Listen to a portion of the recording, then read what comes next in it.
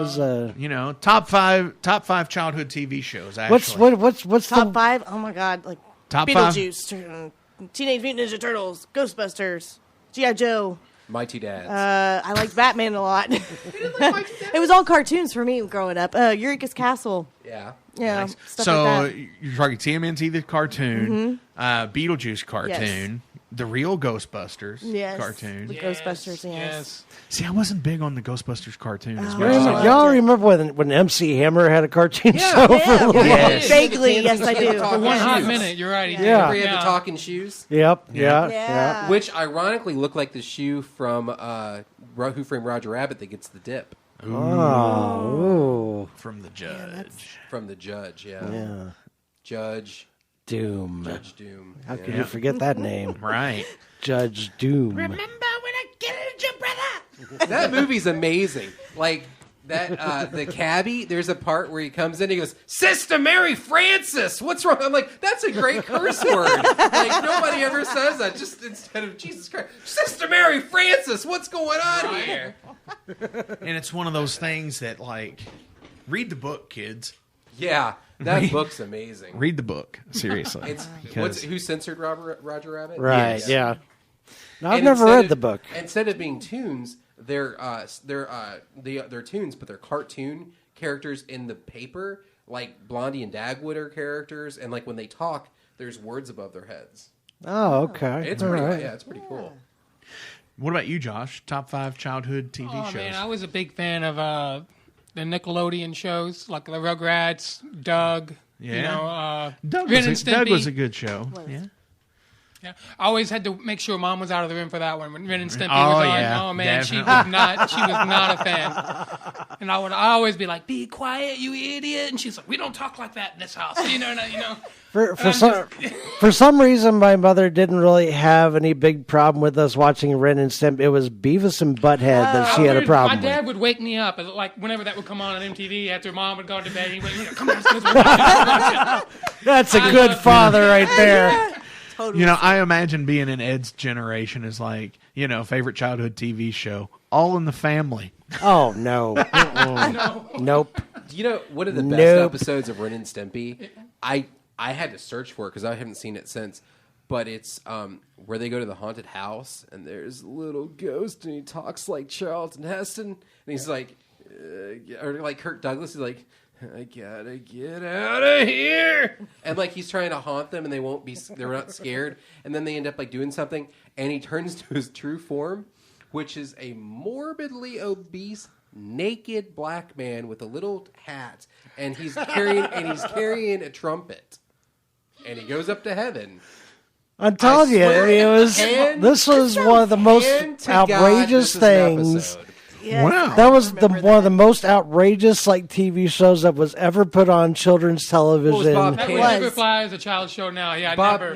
Camp was the writer of that, and he drew a lot of like Huckleberry Hound and Quick Draw McGraw and stuff like that. Stuff you guys probably don't know anything about. And Ed probably is like, and Ed, if I ever talk about it, Ed will probably be like, "I remember that, but I didn't watch it. I'm too cool." Too cool for that. You talk about Super Friends? Yeah, I like Super Friends. Whatever. Super Friends. What about you, Zach? You have a Top 5 from childhood? Yeah. The real Ghostbusters, Thundercats, the Smurfs. I watched a lot of Smurfs. Yeah. I loved Welcome Back, Kotter, but I loved it as reruns on Nick at Night. And you guys ever watch Welcome Back, Kotter? Mm-hmm. Yeah. I've seen that rerun. And It's the theme.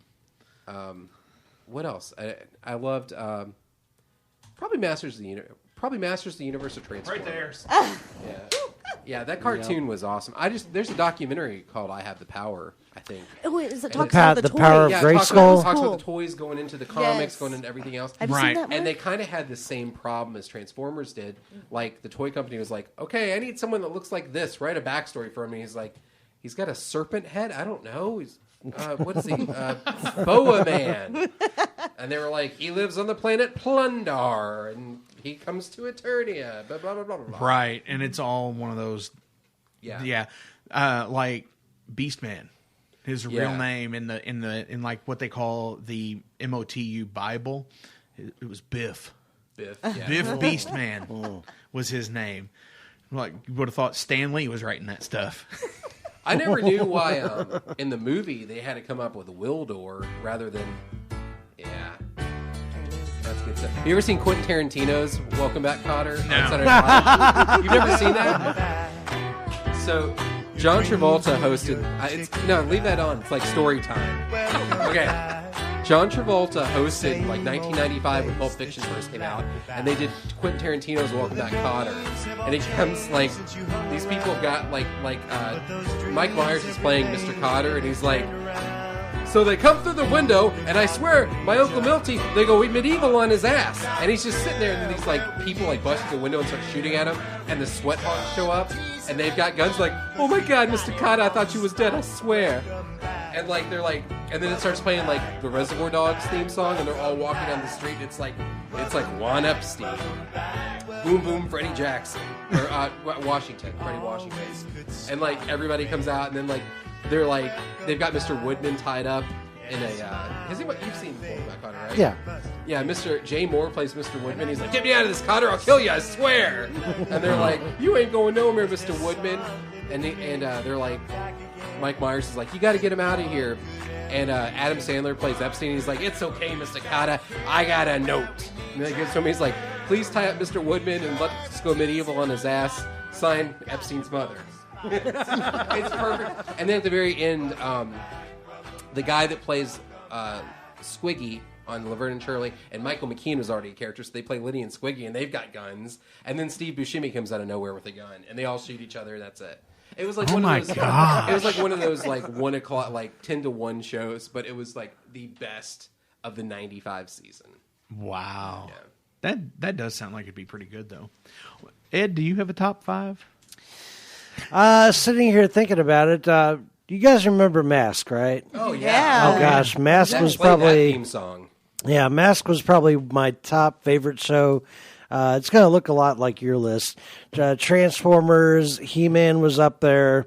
I was a big fan of Alf. I knew it! I was a big I knew it! I was sitting there, I was going to say, I bet you watched Alf. I did watch Alf because there was something about that. It was like a white bread family being visited upon a sarcastic soul who, pulled no punches. I mean, it was a great. To me, I thought it was a great premise as a kid to watch something that sort of teetered the line between being edgy and a family comedy. It was, because it was. I was thinking about this the other day. Like I remember Willie. Like the dad and the mom, Kate and Willie, like being so mean to Alf, and like just like yelling at him the whole time. And I was like, it couldn't be like that. And I watched like a couple episodes. I was like, yeah, it kind of was. Yeah, Really... they were a bunch of jerks out there. For me, I would have to go with one of the things. Obviously, Masters of the Universe is up there. Batman the Animated Series. I like that a lot. Damn good. But some of my stuff, hinges on like the sick day stuff. Price is Right. Oh, well, yeah. That was the sick day stuff. Yeah, Price is Right. The sick day stuff is what I remember the most, and stuff like that is like The Price is Right, obviously, Yep. because it was just so. Does anybody remember this one? Alex Trebek hosted a daytime show in which people would have to guess a puzzle that was behind all these like questions that they had to answer, and each box would get revealed, and it would show a picture, but it'd be like a word puzzle. Is it sort of? It's not win, lose, or draw. No, it's not win, lose. No, it wasn't. No, that was where they walked around with giant It's notepads. not Pictionary. Is it No, Pictionary? no, it's not Pictionary.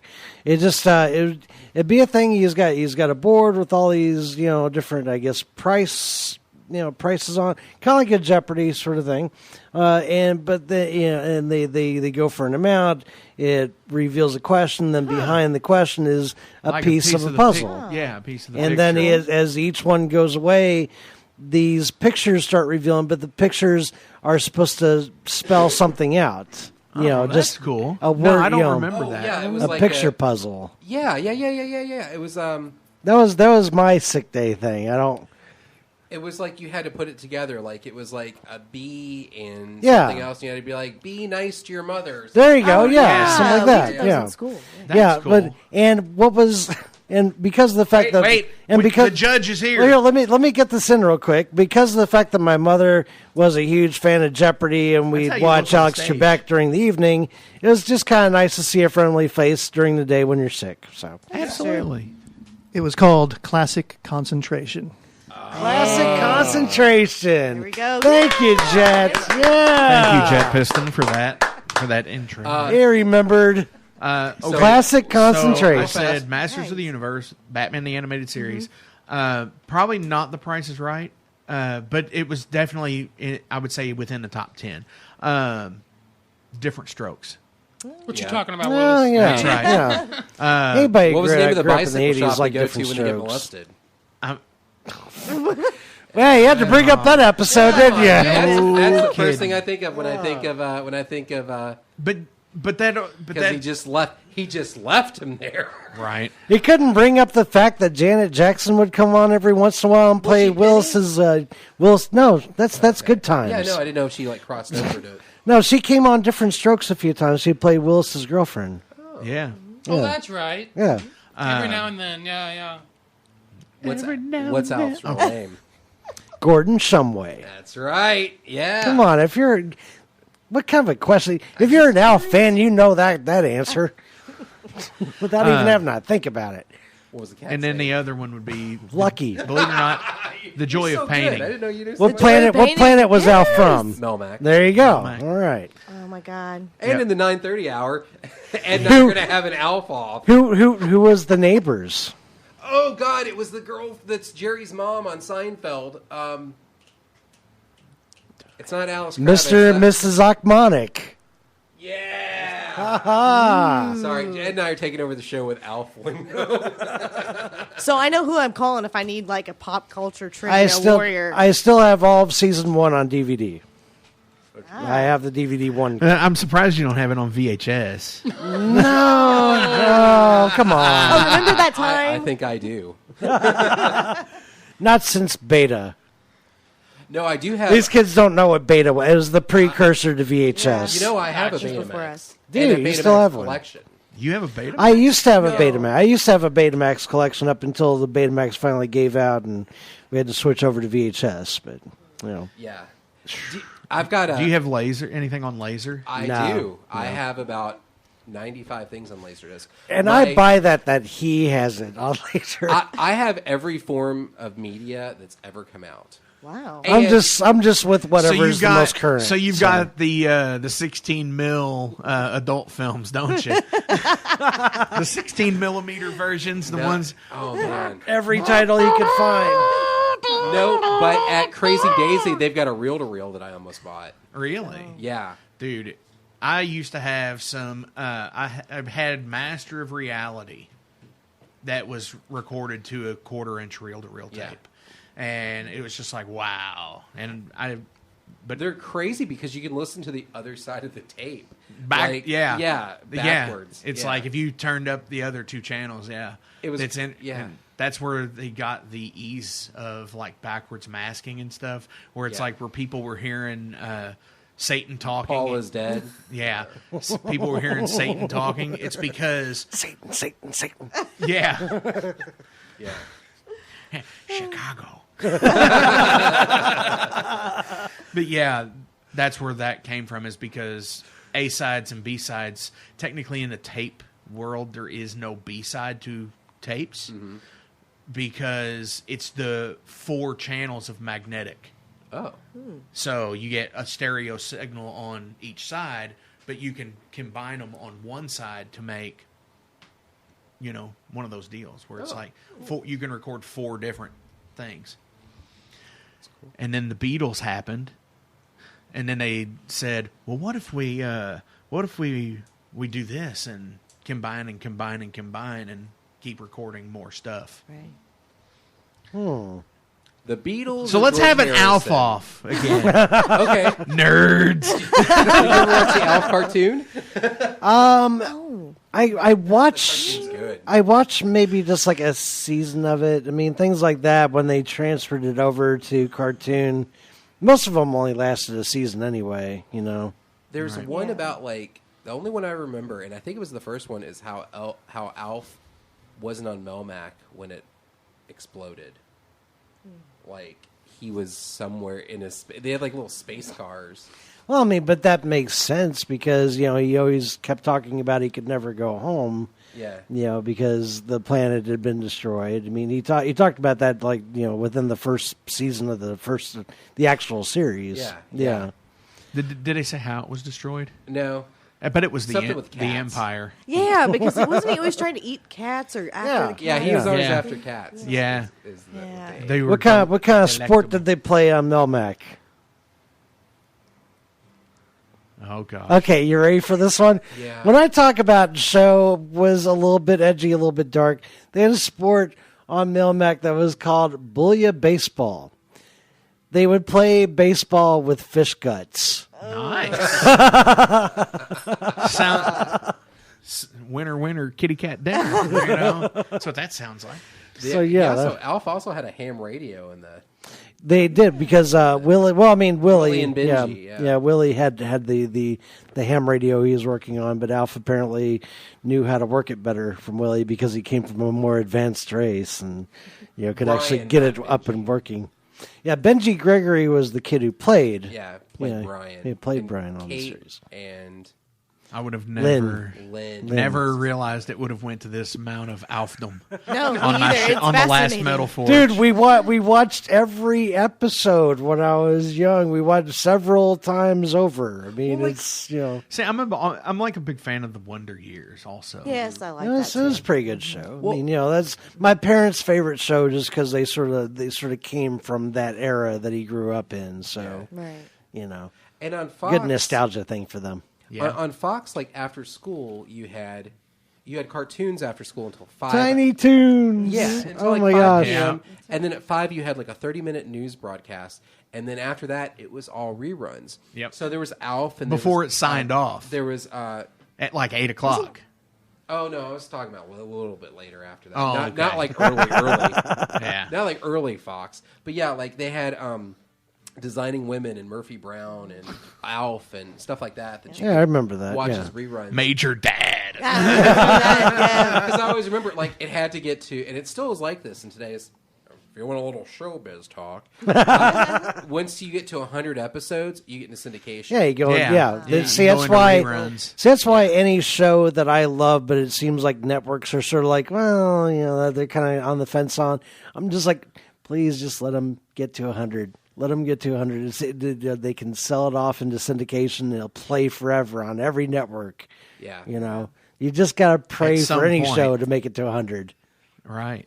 So the next Vixen show is well, no, because we're going to go to the next segment here. We got a couple of other musicians here in the studio that are going to be playing a couple of songs. Okay, I thought you were going to ask the Vixens about going into syndication when that was Right. going to happen. Yeah. Is this an Alf when- questionnaire now for me? Yeah. So, that's a good question. Are y'all going to go into syndication somewhere? You're going to take this on the road? Wouldn't that be cool? Some of us do tour and things like that. Oh, that look are at her performing the bragging Vixen. over here. She goes, some of us, not me. Not me. Not Some me. of us don't sit in radio stations all day. We go out Some on of tour. us, Right. get out there, But yeah. Anyway, what was your question? So it's February 7th and 8th, 7th and 8th? 13th, 14th. 14th, and 15th. And you can get your tickets At vavavixens.com. And check it out. We've got a new website. It's pretty. It's cool. Yes. All kinds of nice pictures. Mm-hmm. Awesome. And with Josh here, the January 25th is the next Quick comebacks too. Yeah. is the next Banshee Child show. Yes. Awesome. Well, thank you all for coming in and nerding out with us Thank you. Yeah. on been the a blast. Midnight Metal Forge Yes. with Mark Jackson and Zach Becher and Ed And, Black. and watch out for that Banshee Child single to drop sometime in 2020, I guess. Yes. Yeah. Or Funny, ammo. You know, I mean, We'll let you know. If it's anything like Disney Plus, you just put it a year on there, and if be it sure makes to- it, it makes it. I'm just hoping it's not Chinese democracy and takes like 14 years. 15. I'm like, we've almost got You it, I know, swear. speaking of know? that, you Be know, sure to catch me and Zach at the Chuckle Hut whenever we decide to get out there. And At the lap wagon. Jesus We'll be playing it. Yeah, we'll have to do that for you. the Chuckle Hut. the cluck bucket. We should do that. You and I should take like a weekend and try to see how many crappy comedy clubs we could play at. Oh And gosh. film it. Oh, That'd be a fun documentary. Yeah. But we it'd be fun as a documentary project. I'm just thinking Yeah. of that You becomes our should do it. lives again. I'm just like, oh But we god. can't- You but should we do it can't- like Christopher Guest document, like the mockumentary of it. I love Christopher Guest. Oh, absolutely. You know, I was home for Christmas, and I was just, the dog show was on. It's like the best. Oh yeah, best in show. No, not best in show, not his. Oh, you had the actual like actual West the Coast actual yeah but it Westminster was Dog like Show. the Okay. best of the 2014 dog show, and that was the only thing I could think of was best in show. Get his busy bee. Where's his busy bee? Right. All right, so we're gonna check it out here, and I'm gonna play some Spider Gods before Samuel St. Samuel comes in, and right. maybe Mr. Nice. Jet Piston comes in. Yeah. Hey, you got until midnight. Got a lot of people to go here. Got a lot. Right. By the power of Grayskull.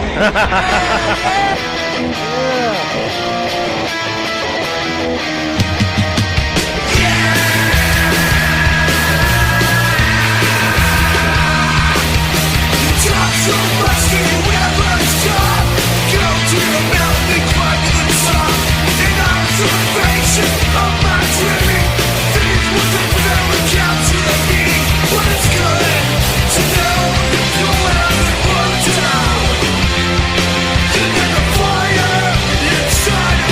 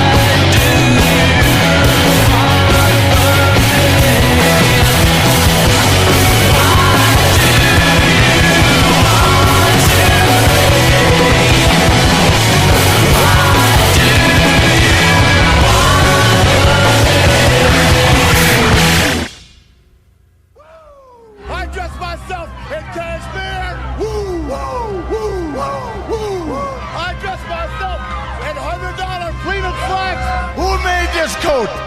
Hugo Boss, Armani, you set up broke. Hell, my life's just start, Jack. You keep your mouth shut. I'm gonna go in there and slap your face. I ain't leaving.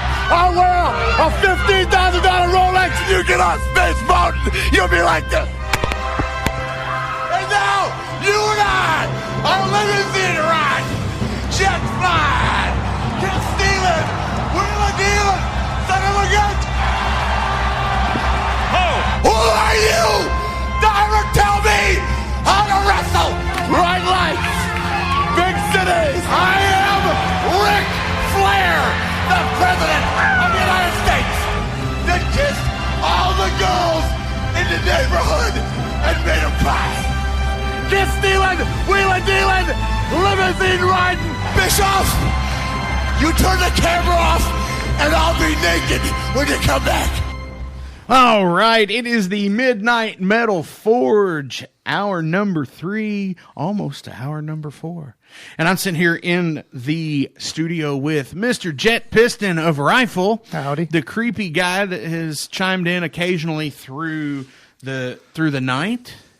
And one of my favorite guests I've ever had on the show because of a story he told. And I'm going to get him to tell it again. No, I don't tell stories anymore. Which story is it? Which one? The Butcher of Charleston. Oh, I don't tell that story anymore. Oh, I already told it on the show once. That was like a year ago, though. Yeah, but it's so that story was so, and it's like, Samuel St. Samuel, by the way. So surreal when that happened, and I've told that story so many times. Right. We wrote a song about it. You know, you can listen to the song and tell the story, or hear. Yeah, the story. If I could play the song, I would play it. Are there swear words in this song? Oh, yeah. If you touch my effing cat, I'll effing kill you all, or something like that. Yeah, she said that. Those were words spoken to me. Like those are quotations. It was not exaggerated. This is not dramatization. We've talked about doing a comic book. That would be a great. That would be a great chapter. I kind of want. I just kind of want to have it in a form where I don't ever have to tell the story again. That's actually a very good. I could see that. That would be a good one to do. So tell us about Call Me Bronco. How are things going? We're doing good. We got our 8th annual Groundhog Day show coming up at Highlands Tap Room on February 2nd. Nice. This is we do the same set 3 times, so we're the only band. We just play the same set over and over and over again. That's brilliant. We've done this every February 2nd since we've been a band, and 8 years, 8th annual. That's longer than any relationship I've ever been in. Most friendships. But for some reason, every February 2nd, it's always there. Oh man, I wanted to do a like if we're still doing it in 10 years, I want to do a live album where we release a 3-disc live album and one of each set, because we get. I don't drink as much as I used to, but the early days, I mean, it was hard getting through that 3rd set. Because we would do shots on stage with the one of the songs, and we do 2 shots. So for 4 shots, we do 2 shots apiece, and so that just those. And then we were doing shots in between other songs and in between sets, and so by those shots in the 3rd set were always rough. So how spaced out are the sets? I mean, we do like a 30-minute set and then take maybe a 10-minute break and then do another 30-minute set and then take so it's not. It's supposed to be like a show, but we're the only band. Nice. And we're doing it for 3 years previously. We had Groundhog Day Fest, where we had 3 bands and each band played 3. So you had basically 3 shows in a day. You had one set, and then that actually we thought it was going to be harder because it was longer, but it turned out to be way easier because we had so much time in between our sets. Instead of having to go back on stage in 10 or 15 minutes, we had an hour and a half. Right. And it made it a lot easier, but gave you a chance to catch your breath. Yeah, like kind of the point is to push the limits and that's true, and strain yourself to because it was like we always called the first set the practice set, and then the second set was a sweet one, and then we were usually too trash by the third set to barely. There's a couple years we didn't make it through a third set. We quit halfway through. Right. We just couldn't. So 8 years strong now. 8 years, yeah. That's super cool. And everybody can look you guys up on Facebook. It's Facebook. Call me Bronco. Yep. And we're on Spotify and we're on Apple Music, Google Play, and iTunes and all iTunes, that. Which y'all have. I say recently, and it's recent, like within the last year, put out a new EP. We put the EP out this summer. Yeah, we recorded it because when you were here the last time, it wasn't out yet. Yeah. We had recorded it, we recorded it during Derby, in 2018. Yeah, because this is 19. Yeah. 2018, and then because we had an album come out in 2017, and so we recorded that in 2018, and it just kept. I was hoping to have it out later that year, but it just kept. So a year later, we eventually. It's on vinyl. We have it. I need to get that at Surface Noise and at Guest Room Records. Oh, you can buy them there. Oh, okay, cool. I didn't know that. Yeah, but it's a split. It actually the vinyl is labeled wrong. So the other band we did split with was called Six Speed Kill. They're kind of like a speed metal band from Pittsburgh, and they label every vinyl is mislabeled. So the Six Speeds Kill side says "Call Me Bronco" and vice versa. Oh wow! So it's a collector's item. I mean, it's all like every single one is like that. So I don't know how it's not. It's just an oops. That's so cool. So Jet, Sir? How are you? I'm okay. Just relaxing, having a nice vacation. You have a request. I didn't ask anything. No, someone asked something of you. What do they want? They want you to play World of... I can't. That will get us all in trouble. Yeah, it would actually. It's I'm sorry. So tell us about Rifle. What is Rifle up to these days? We are currently one EP behind in our releasing schedule. We have one finished. It's ready to go. I bet it's because some jackwagon hasn't given you art yet. That's because we have no artwork for the cover. Just do a black album. I already did that. I'm thinking about it. Our first album was a black album. So as soon as we get that taken care of, I have no idea what we're going to do with it right now. I may just go home and draw a horrible picture and slap it on there. But we've got 5 songs ready to go. It worked for Big Blisterhead. Hey, that was an awesome picture. That is an awesome picture. I love RT and it was a good picture. RT Kraken drew the cover for Big Blisterhead. Right. So I want to know who drew the cover for the Orange. I did. You did? Yes. Nice. They have an Orange album. It's a 2-song EP and the cover is just an orange cover. Yeah. So it's the same concept. But we're in the middle of recording our next EP,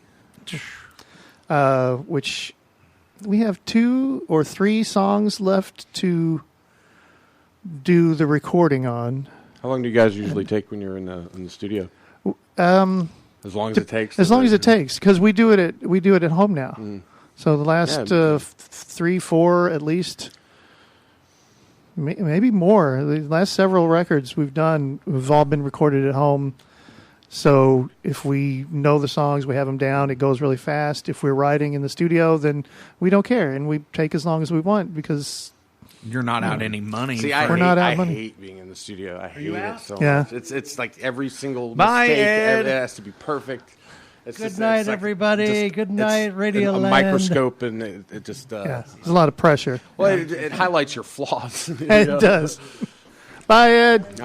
We did our our first album, we recorded it in like 8 hours. Really? Yeah. Is that the pretty much acoustic? No. Are you talking Beating a Dead Bronco? Beating a Dead Bronco, yeah. That was Okay. that was recorded. We just come off a 5-week tour, and we were in Austin, and our friend Curtis records us down there, and we just played our set and record. Everything's live. Me and Bobby went back down and did maybe 2 kind of 6-hour days, maybe 6 months later, and overdubbed some things. But the vocals, the vast majority of that first record was just done live in the studio. Yeah, that's really cool. I never knew that actually, and it doesn't sound that way, but it makes it so much better knowing that now. I always feel like it's really hard to capture the energy that you get from a live show and an album, and that's I think every rock and roll band is trying to do when they record an album, is to capture that. And you can't do it the same way. You have there's a completely different process. And adrenaline's different. Yeah, and I find it's kind of I find it interesting. It's kind of opposite with hip hop, where like rock and roll starts on the stage and then you go to the studio, right? And it's really hard to capture that energy and the feel of the band on an album. You can't just do a live. There's a lot of technical. I don't really know what I'm talking about. I get exactly what you're saying. But with hip hop, it's the opposite problem. It starts in the studio, and it's really hard to express the energy that you get from the studio on the stage. Yeah. Our process has evolved to the point now where we, when we write, we'll rehearse all together as a band, and we don't even practice. We're able to, when we go to record, we're playing the song basically live, but we're only keeping the drum tracks and the bass track. That's how we did. That's how we did the last EP. Was we did track by track. Yeah. That gives us it makes us feel like we're playing live, and it gives it a little more energy and raw sort of feel behind it, and then we can go back and add. I had a lot of fun doing the drug songs for the Addicted, just overdubbing. I think we did like 7 guitar tracks on that. Oh wow! Yeah, we did. Yeah. We have 2 acoustic guitar tracks. I have an electric rhythm track. There's 2 lead tracks, and then there's overtones, and then there's a lot going on in that EP. So, if you could pick one to do again, like the method.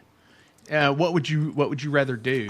That's not my wheelhouse. So I kind of whoever's willing to work with us, I kind of give them the reins and whatever you're feeling. It's like a sound guy at the if a sound guy's good or bad at a show, if you're a jerk to him, it's going to be bad regardless. Yeah, So it's kind of like you just trust the sound guy. No, you have to trust the sound guy. And that's how I approach recording is. I don't know what I'm doing. I'm not a detail guy. I'm very much big picture. Like you see everything. I see everything kind of, and I do not focus well on details. So I kind of leave that to Bobby. Bobby's really good with that. So that's why we work well together. But I don't make a lot of decisions as far as like I might have suggestions. We'll talk. But I'm not saying we're doing it one way or another. Absolutely. I can dig that. I try to be agreeable to work with. Right. I feel like it's a better existence that way. Oh, yeah. Just in life in general. So who wants to pick up a guitar and play a song first? No, go ahead. Sam? All right. See if I can not fall down again. Yes. Well, I've only prepared the one song, so that's all you're getting from me. Is it is it going to be like a 15-minute? I hadn't picked up a guitar in weeks until today. Oh, wow. What song do you want? What song did I play last time? I don't want to play the same songs. Last time you did St. Joseph's Burning, Cigarettes, and Cody's song. Okay. I've got some other ones. I had to go through. I've been swearing a lot more in my music lately, so. Well, I used to not do that. I used to intentionally not try to. Right, I remember you telling the story about and, that. It was because of the it's been a rough year, you know. So maybe my frustrations are coming out.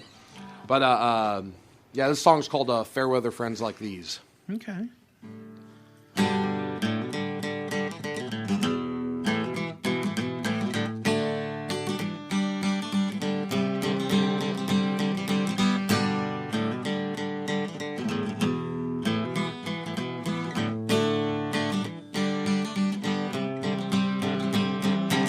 I say I'm sober, but I'm just waiting on the plug. And I relapse just the same and finally go to get the drugs. You left me all alone, so I got high in your apartment.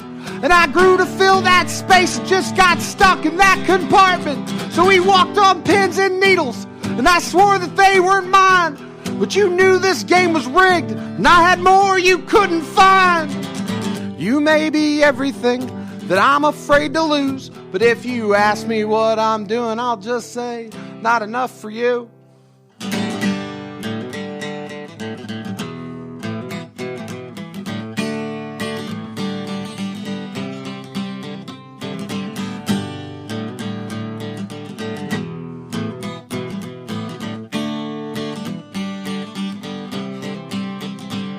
Those days that you can't find me, I am doing what I am able, not to be the target demographic type for daytime cable. And I lie so I don't grab, and I hide so I don't have to tell you all in all, it's really not that bad. Cause I seem to save myself each time I self-destruct, but I go down with that ship every time I mess it up. But I'll be okay, cause I still know how to swim. You can call it tough love if you want to, but in the end, you're just a fair weather friend.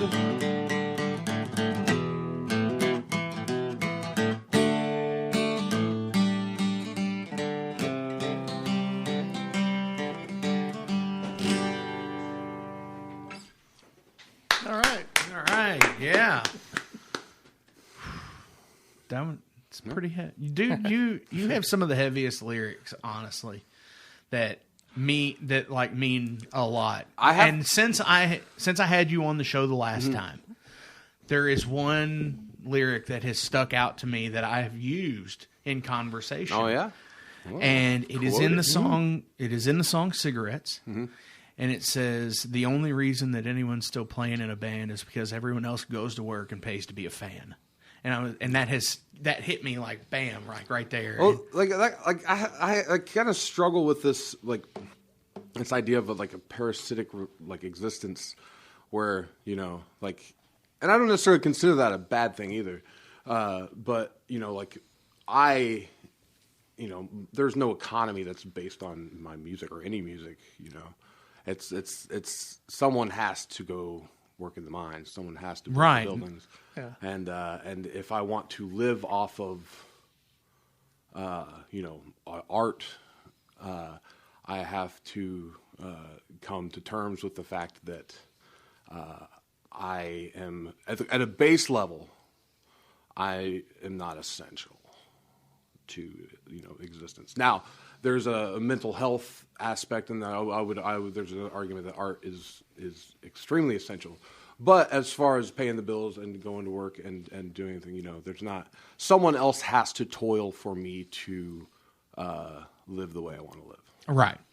Which, has always been an argument based in other countries versus them paying their artists a wage to be an artist, versus in America. Well, yeah, I mean, you need the release, you need the escape. That's what art is.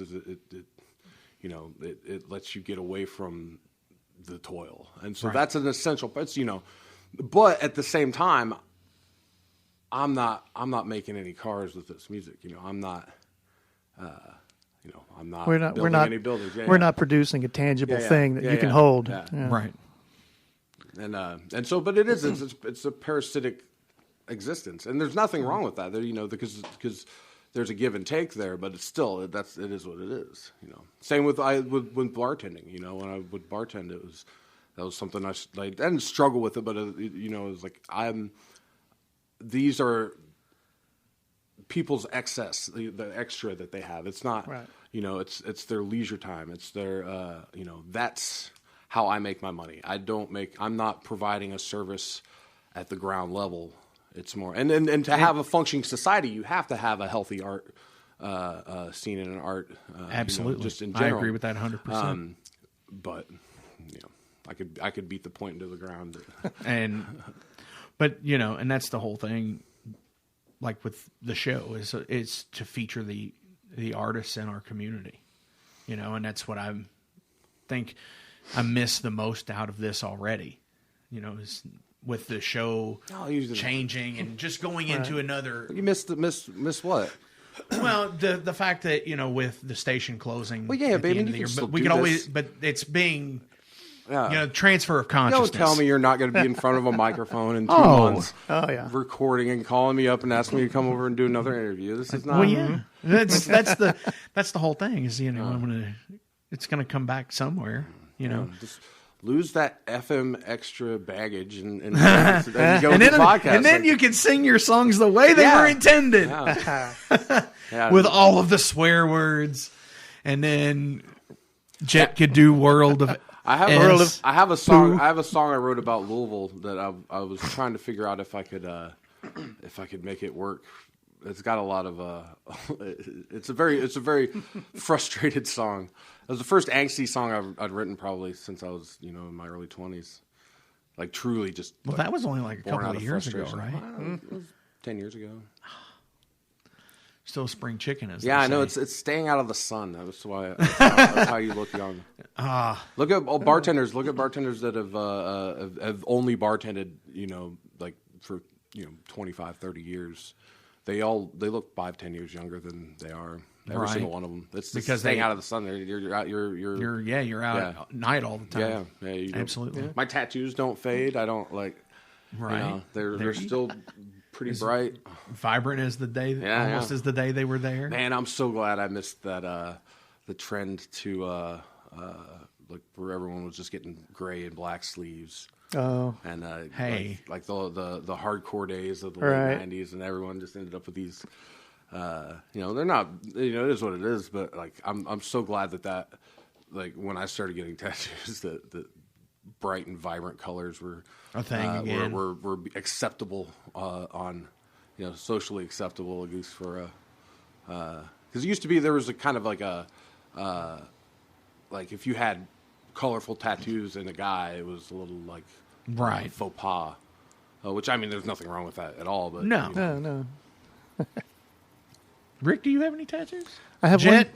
I have one tattoo. Yeah? Yes. Really? I'd have to take my clothes off to show you. Well, what the hell are you waiting for? Well, I'm on TV.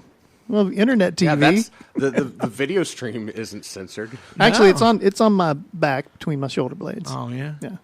What is it? It's sort of stylized dragon that I created.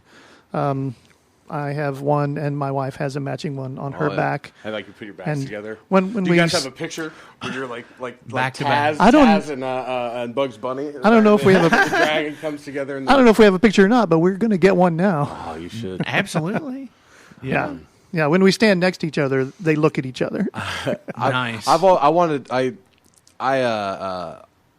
took a break from getting tattoos for probably 5-6 years, and I'm really glad I did because I completely changed the way that I think about the tattoos I want to get, some of the tattoos ideas I had when I was a teenager, and I'm really glad I did. Yeah. But one of the tattoo ideas I want to get is like if you have tattoos, people are constantly coming up and telling you the tattoos that they want to get. Right. Mm-hmm. Like that's. And so I'd have to do like a little YouTube video of it or something, but I want to like wait outside a gas station in like Shively or something, and then when someone comes up and tells me the tattoo that they want to get, I'm gonna go get that tattoo. So I'll probably end up with some baby feet or like a dragon. Oh or my something. gosh, that would be amazing. That would go. That's a viral video. You would be a YouTube millionaire. I don't know. Every YouTube hasn't made me a millionaire yet, and I've had some pretty good ideas. Maybe a YouTube 100 air. Yeah, maybe. Well, maybe 100 views or air. No, I think with something like that, that's a good. Yeah, but it's not like there's so many. It's not necessarily if it's a good idea, if it's going to catch on. It's there's something else that has to happen. You know, a lot of stuff that goes viral have marketing teams behind it and stuff like that. Yeah. There's very few. It fits the algorithm. Well, not even fits. Like for something to go viral is almost random. I was watching a little thing about like how things go viral and stuff, and it doesn't necessarily. I mean, quality is and like having a good subject or something like that, but that's not necessarily essential.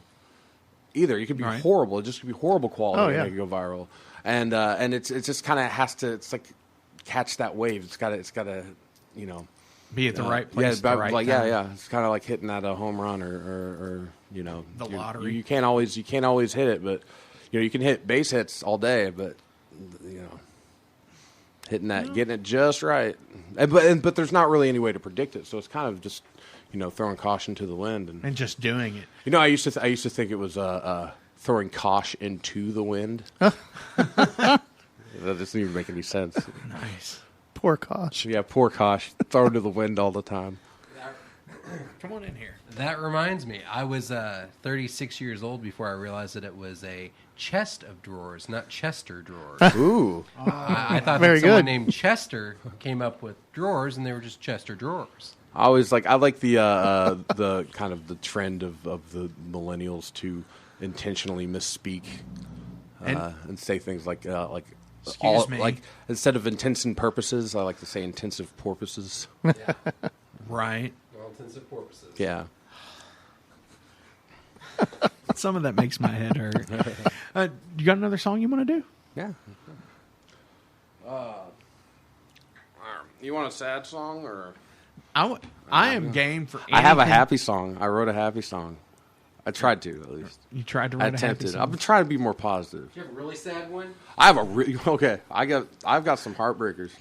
Dude. Right, so this song actually... So this song isn't mine. This song isn't mine, but it's the only song I've ever had permission from the writer to play it.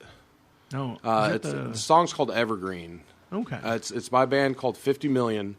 They were in the 90s. They were a band out of San Francisco. They never got too huge. They were mostly it was two brothers recording on an 8-track essentially. Their first album was called This Album's Good, but I like their old stuff better. And so they've got some other like the Driver brothers. There's Wade Driver and Shell Driver. Shell Driver has a band called Shell Shag based out of New York, and Wade Driver is they're both from Austin. He had a Hickoids. The Hickoids he was a drummer in that band. He was also the drummer in a punk band from Bay Area called J Church. That was pretty good. But he so the whole reason we got Beating a Dead Bronco, we only paid like $500 to record that because I met Curtis at a festival. Farm Fest was the festival in Wisconsin. I was playing this song around a campfire, and it's not a very known song. People don't like. I have to tell people that it's not my song because I can't. My pride won't let me. Right. Have it. But he knew Wade Driver, and he was just like that. So that we became friends, and he's like, I want to record you, And I was like, well, if I get to Austin, we don't have that much money. How much are you gonna charge us? And he just said cheap. And so, so this song kind of like that's the whole reason that album got recorded. I mean, we would have put something out, but that specific one, the avenue to that was through this song. And so I think we're working on another album right now, and I think we're going to put it on there. But Wade, they just recorded another 50 Million album. But Wade Driver just had a stroke, and so he's not like I'll show you during the breaks some of the drum fills he did. Like he was a phenomenal drummer, and he can't play drums anymore. Oh. And But this song, the only stipulation with the song was I didn't change the lyrics. And so I don't know if there's any F words in there or not. We'll see. I'll catch them. Oh, okay. But it's the song. The song is about a suicide attempt, a failed suicide attempt that he had, and it's one of those songs where, like, the first time I heard it, it was just like I feel like the greatest compliment that a musician can, or an artist in general, I guess, can give to another artist is like jealousy. Like wishing that they had written that song. Like that's kind of why I asked that question. If you could ever have written somebody else's song, what would it be? If I could have ever written somebody else's song, it would be this song. Wow. This song means just as much to me. And the fact that he like I had a we talked over not Instagram, but Facebook Messenger briefly about it, and he said, you're more than welcome to cover the song, and just don't change any of the lyrics. And that was the only stipulation. So, but yeah, it's called Evergreen. Okay.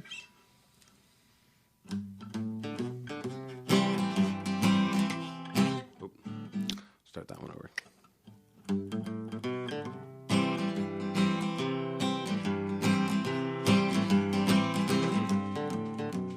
How many licks does it take? How many kicks before it breaks? How many does it take before it doesn't matter? How many does it take before it does? Words of wisdom from my father. You're gonna grow up to be a bum, son. Why even bother?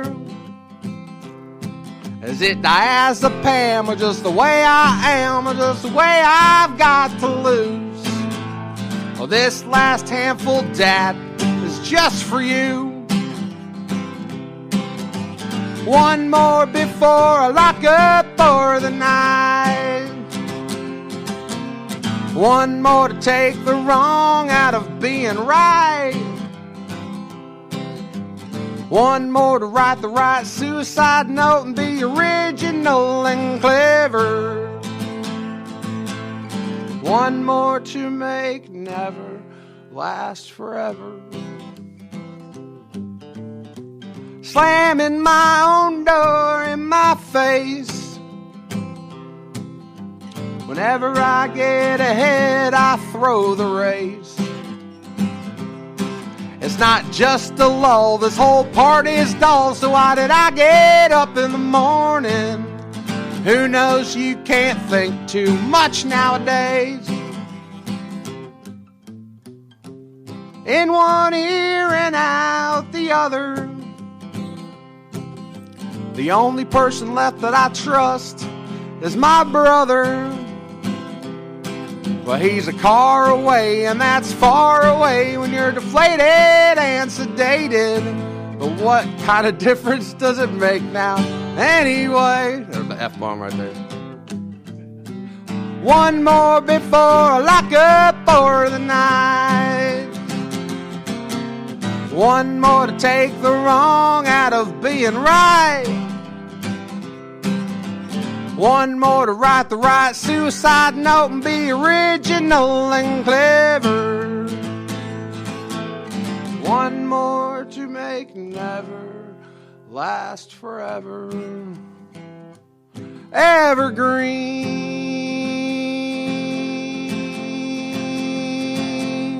Evergreen.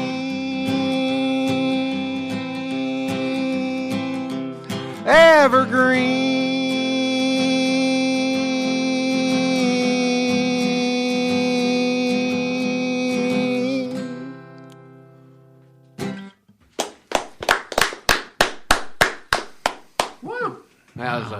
That's all right. That's a tearjerker. That one. That is. That's one of those songs where you feel the weight of it when you listen to it. It's a heavy song. That's one of the, as being an artist, one of the things that I've always looked for is the connection to a lyrical content more so than that's the only thing I'm good. If I was going to say I was good at one thing, and that's the only thing I could, with confidence, say that I. Your lyrical content. I'm good. Yeah, I'm not a good lyricist. I'm not a good. This is just a tool for me to like. I'd be a poet if it was. I actually like the way you play guitar, like the way your style. Yeah, I would say I'm not the best guitarist, but nobody plays a guitar like me. That's very true, and it's just like because it's like I hear what's there. Being an artist, I hear what's there, but it's like the heaviness you play with. Usually, I used to break a lot of strings. I'm not playing as heavy as I used to, and it's just one of those things. It's like, how do you do that? It's kind of like don't take lessons and learn everything the way you would. I remember all I wanted to do since I can remember. I didn't start playing guitar till I was 18. Like, my mom told me that I had to take a year of piano, and she'd get me a guitar. Well, so I talked her into letting me do a year of percussion in 6th grade band instead of piano. And then I didn't get a guitar after that. And then she rented me a guitar, and I took 2 guitar lessons. And the first lesson, I learned the G chord. And the second lesson, I learned that you don't need to learn chords to play bass. So I got a bass, and I played bass, in my first couple bands. It was really just a means to an end. I had something to say, and that was, I didn't really, I don't have a respect for the guitar or any, not that there's anything wrong with that or, either or. It's just like a guitar is just a means.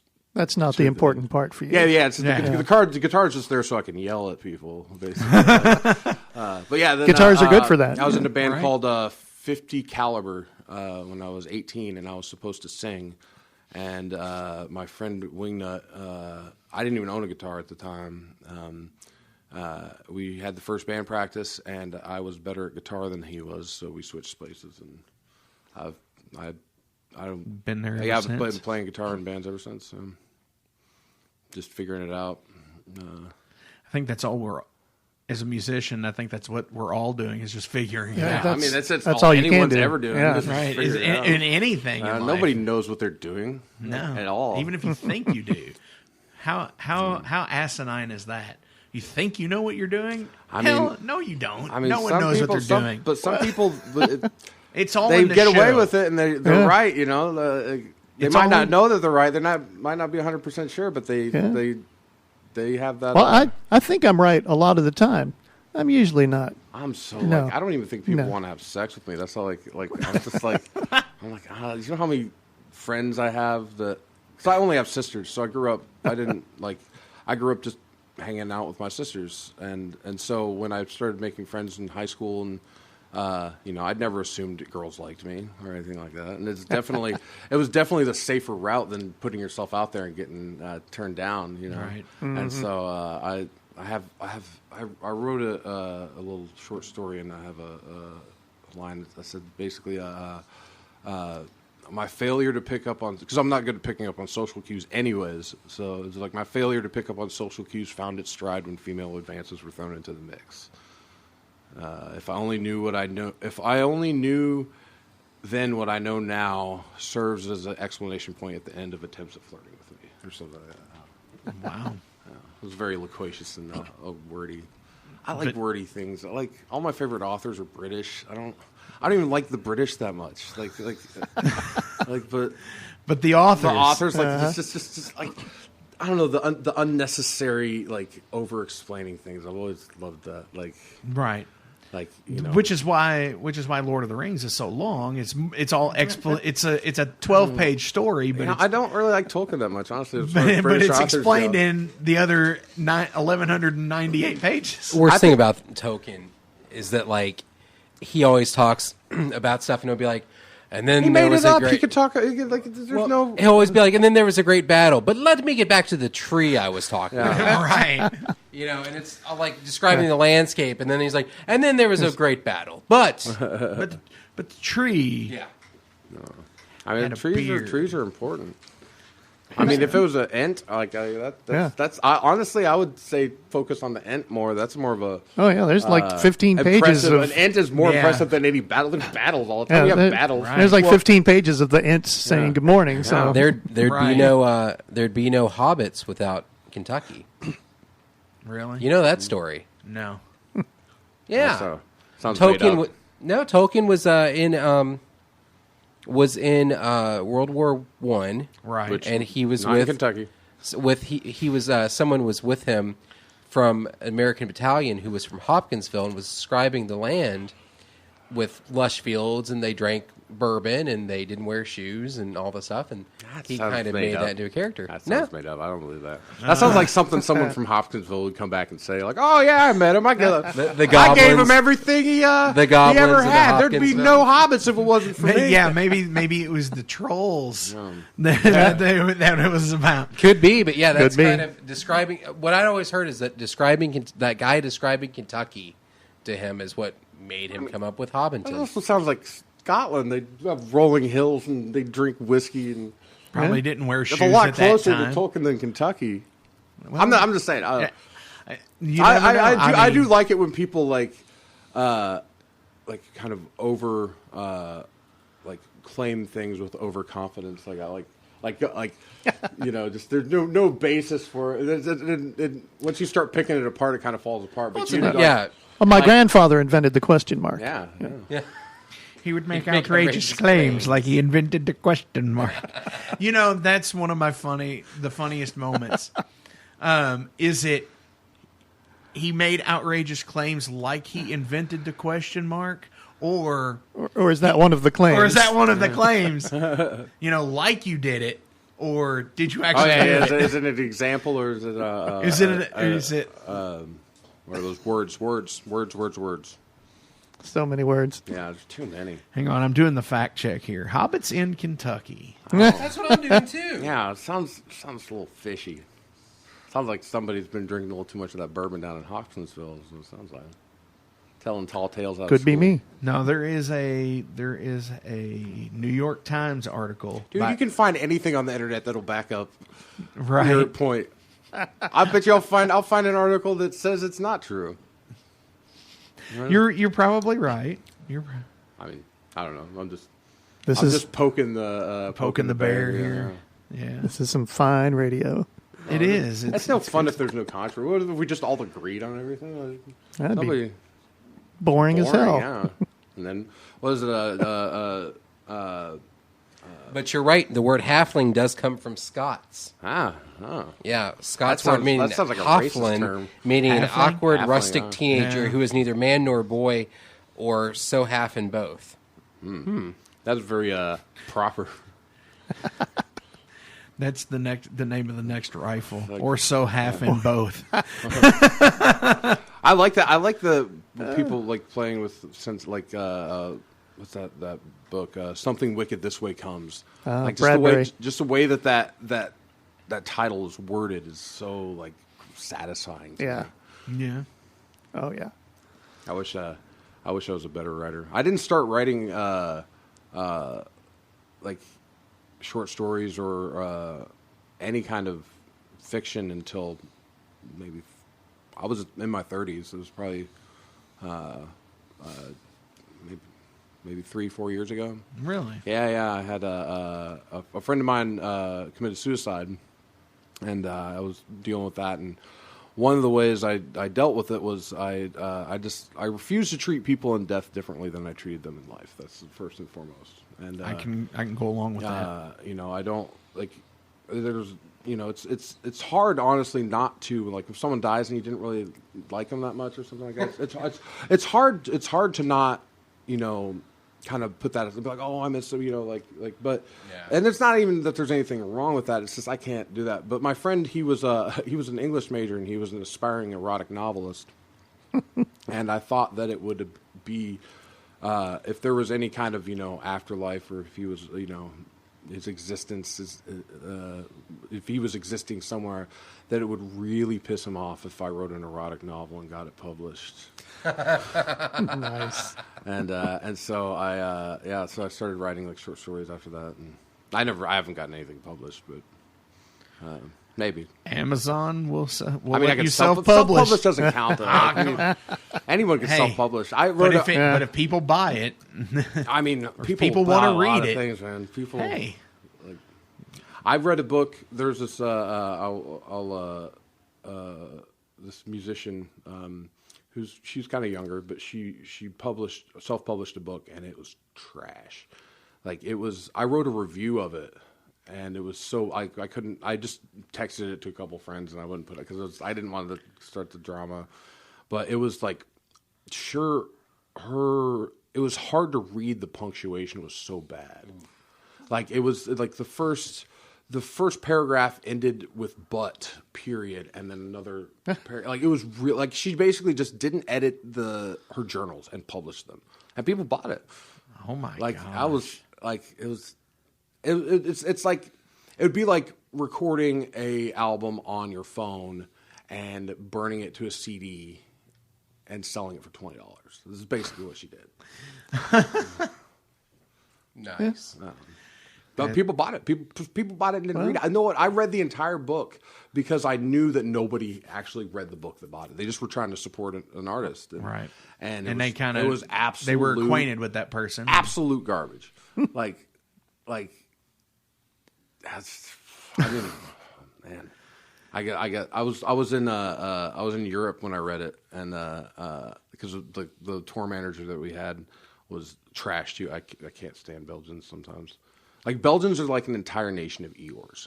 It's like that won't work out. Like they don't have that. You know, we will just muse on a crazy idea, and we don't ever actually have any intention of putting these dumb ideas into play, but we'll kill an hour just talking about something stupid. They don't do that, and so when I'd start to do that, he'd be like, "It won't work out. You should like it's not like it's not practical, so they don't do it." So I had to, and he wouldn't listen to music at all. And I'm in this van with him, and so there was I was touring with a burlesque troupe. I was opening up for them. I was basically just on stage so they could change. And she had that book, and I read it, and I read it cover to cover, and it was hard to read. It's one of those things that you wish it's that you wish you didn't get into, and then as you're there, well, I read it. I read it to prove a point because I knew nobody else had read it. Like nobody read it at all. And I mean, it's like a car wreck. I gotta give her props for actually putting it out there and writing that much. Like that's an accomplishment. Writing that many words down is no. I'm not. I know what you mean. I'm not being. No. I'm not being. I know what you mean. How many? But it's the. She wrote it and she in my mind. She wrote it and she put it out there. I failed freshman English 3 times. I had to take freshman English to graduate as a senior. Again, I took it my freshman year, I took it my sophomore year, and I took it my senior year, and I could have cared less about like the written word, honestly. And then when Facebook started getting more popular, I started realizing that if I misspelled a word or if I had improper grammar, that negated my entire point. No matter if the point was right or wrong, if I had the wrong "you're" in there, no one was going to take it seriously. And so I started really essentially writing. Everybody's writing. Like, I don't see why people don't think about that, like that this generation writes so much more. They write as much as our grandparents did. Right. Like it's just at a different medium. But it's still writing, and it's still working those muscles. I mean, there's people complain about Facebook's the mall, and people complain about it, and it's just a thing. It's neither good nor bad. It exists, and it can be used in a multitude of ways. But you have to write, and everybody's writing, and so everybody's the grammar skills are getting better. People aren't Ooh, I don't know. maybe overall the grammar skills are getting a little better. But there's a difference between not knowing, making a mistake and intentionally writing something, in like leet speak or something like that. Well, out in the real world, I'm an editor. No. And I will read news items or stories on so-called, like mainstream websites that drive me insane because they are so obviously poorly written from a language standpoint, and that they have obviously not employed an editor to even look at what's going out on their platform, and it drives me crazy.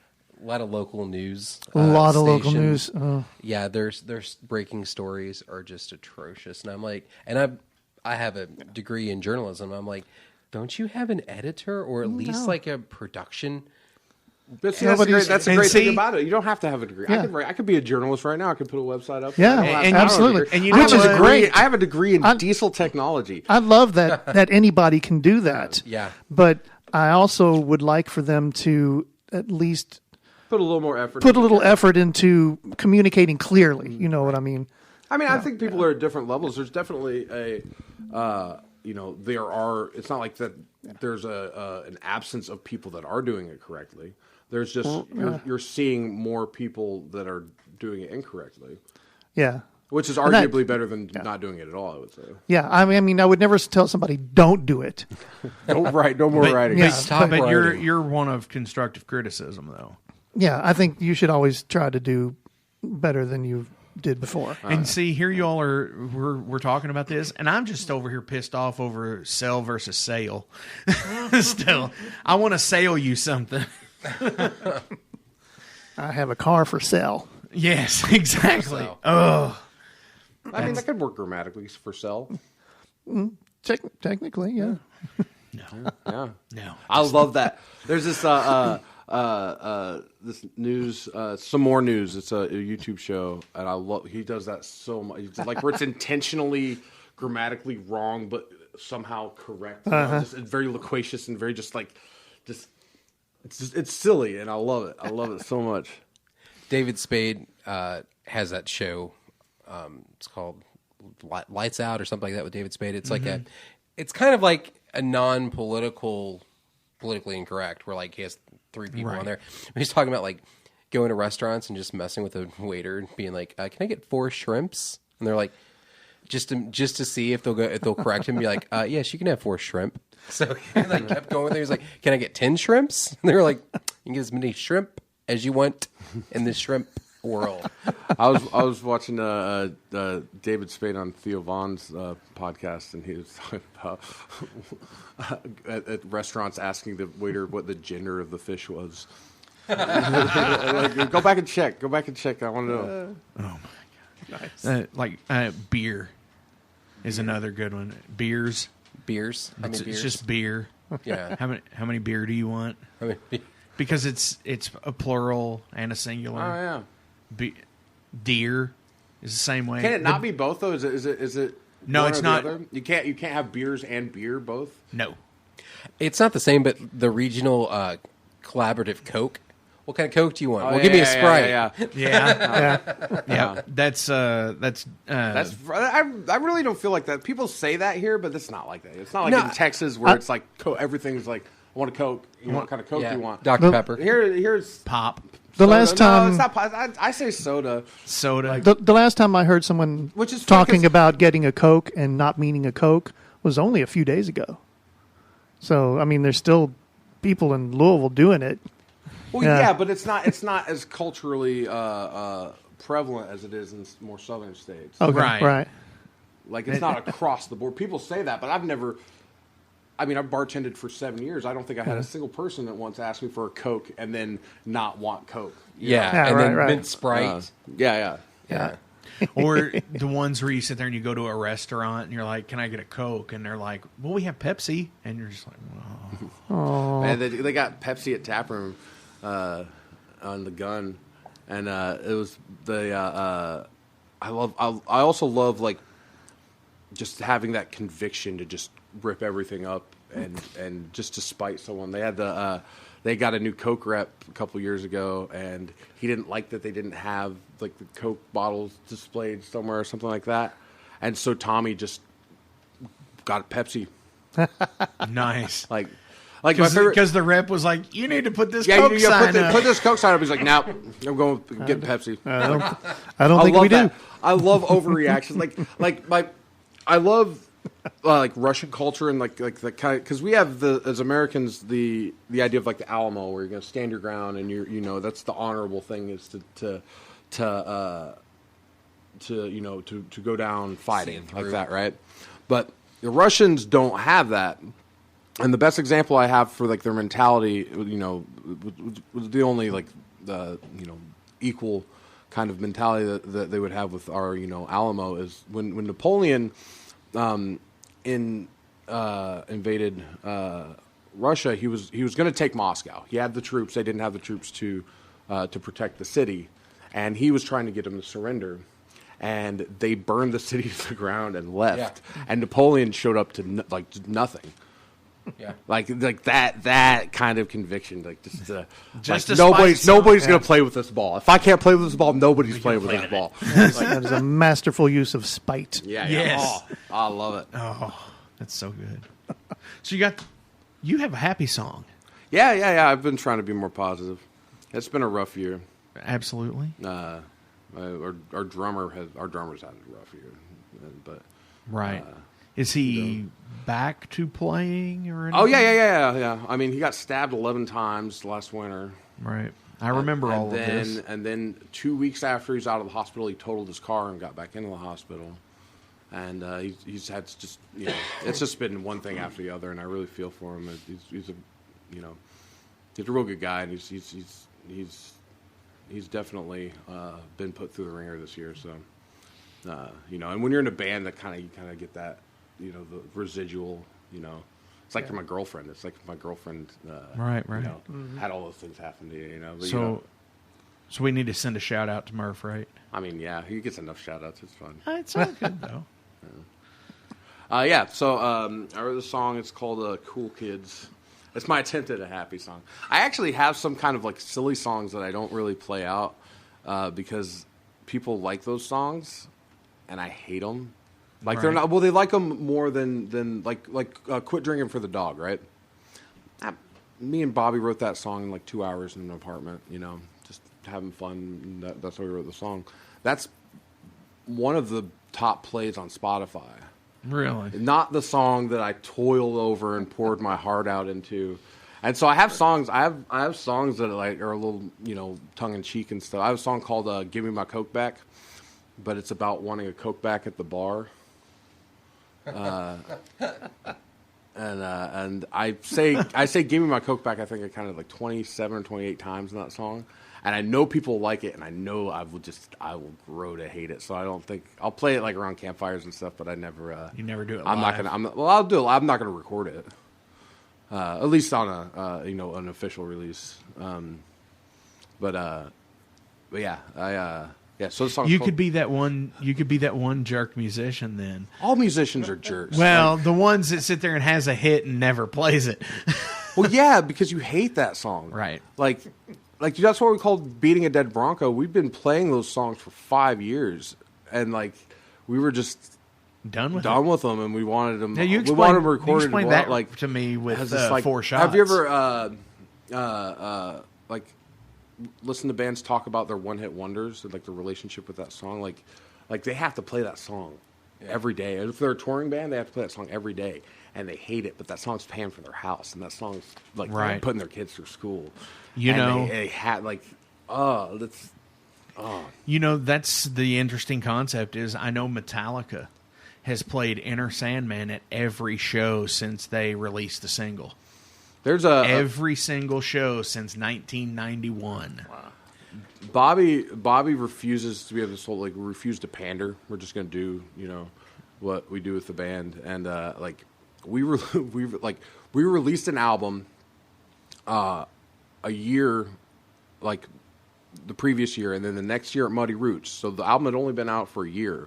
We played one song off the album and played all new unrecorded songs because we were just done playing those songs. And I was like, I was like, man, well, I mean, people came to see these songs. Just, I don't care. I don't want to play them. I have to like the songs that we play now. Like, you know, Oasis. Oasis is one of the best. Oasis. My favorite thing is, they play their entire set and then they walk off, and then everyone applauds for the encore, and they and Liam comes out with a little red recorder and puts it down on a stool and plays Wonderwall and walks off. That is beautiful. Like Green Day and Weezer. I know they play the songs that everyone wants to hear right away. Yeah, and get them out of the way. Yeah. It's weird. It's weird having a song that and I don't have any kind of real experience with fame, or I'm like there's like what they're talking about and me equating my music that's apples and oranges. This is just, essentially I'm just a 35-year-old bitter musician that I don't really have the kind of I haven't played my songs as much as they have. My songs are not making me money, stuff like that. So I kind of have a little luxury to be able to go when we play, the biggest show we've ever played. Like people were there to see us. Like we played the main stage at Muddy Roots. We played Friday night. We played, then Fu Manchu played, and then Sleep played. Like that was where we were in the set list. Oh wow! There was like 3,000 people watching us, I think, something, and we played no songs that they knew, and they were there to hear songs that we played. Like wow. Yeah. Here's a song that nobody knows. It's called. You will now, though. And it's kind of about that. You will know it, and you'll never play it again. Yeah. This is. I want to do. I have a friend of mine, Jody Robbins. He's from Kentucky, but he lived in Chicago. He lives in Maine now. But I like the idea of things being finite, and I want to do I want to write a song or write like a set, and just play it. And you're not allowed to record it or anything like that, and that's the only time, and then just never play those songs again. And you have to pay attention and be there in that moment to experience. And I'm not by any stretch of the imagination a big enough artist for people to just come to my show on name alone. Like it's basically my friends, and I'm begging people to come up. Right. But I want to do that so bad. I want to write the best songs I've ever written. Just hit after hit, songs that would just be, everything that I could ever be as a musician put into these songs and play them once and never play them again. That's a good idea too. It's a horrible idea. Well, all that work the that would go into that, the artistry aspect of it is a good idea because it, everything's evolving. Yeah. So. Yeah, but still, everything's on recorded. There's that me falling over in that chair is going to live on the internet for the rest of the internet. It's not going away. Yeah, I'll probably go back and watch it 3 or 4 more times tonight. I mean, I've everybody does it in that chair. I think. Boy, should have warned me. This one that I'm sitting in? Oh, I'm the last. He's still in. This one, he's going back for round 2. Yeah. No, I didn't give up so easily. All right, this song is called Cool Kids. I was never ever gonna be a contender. I don't have the money, or I don't have the friends, or the motivation needed for it. In the end, stuck here on the back end of a bender.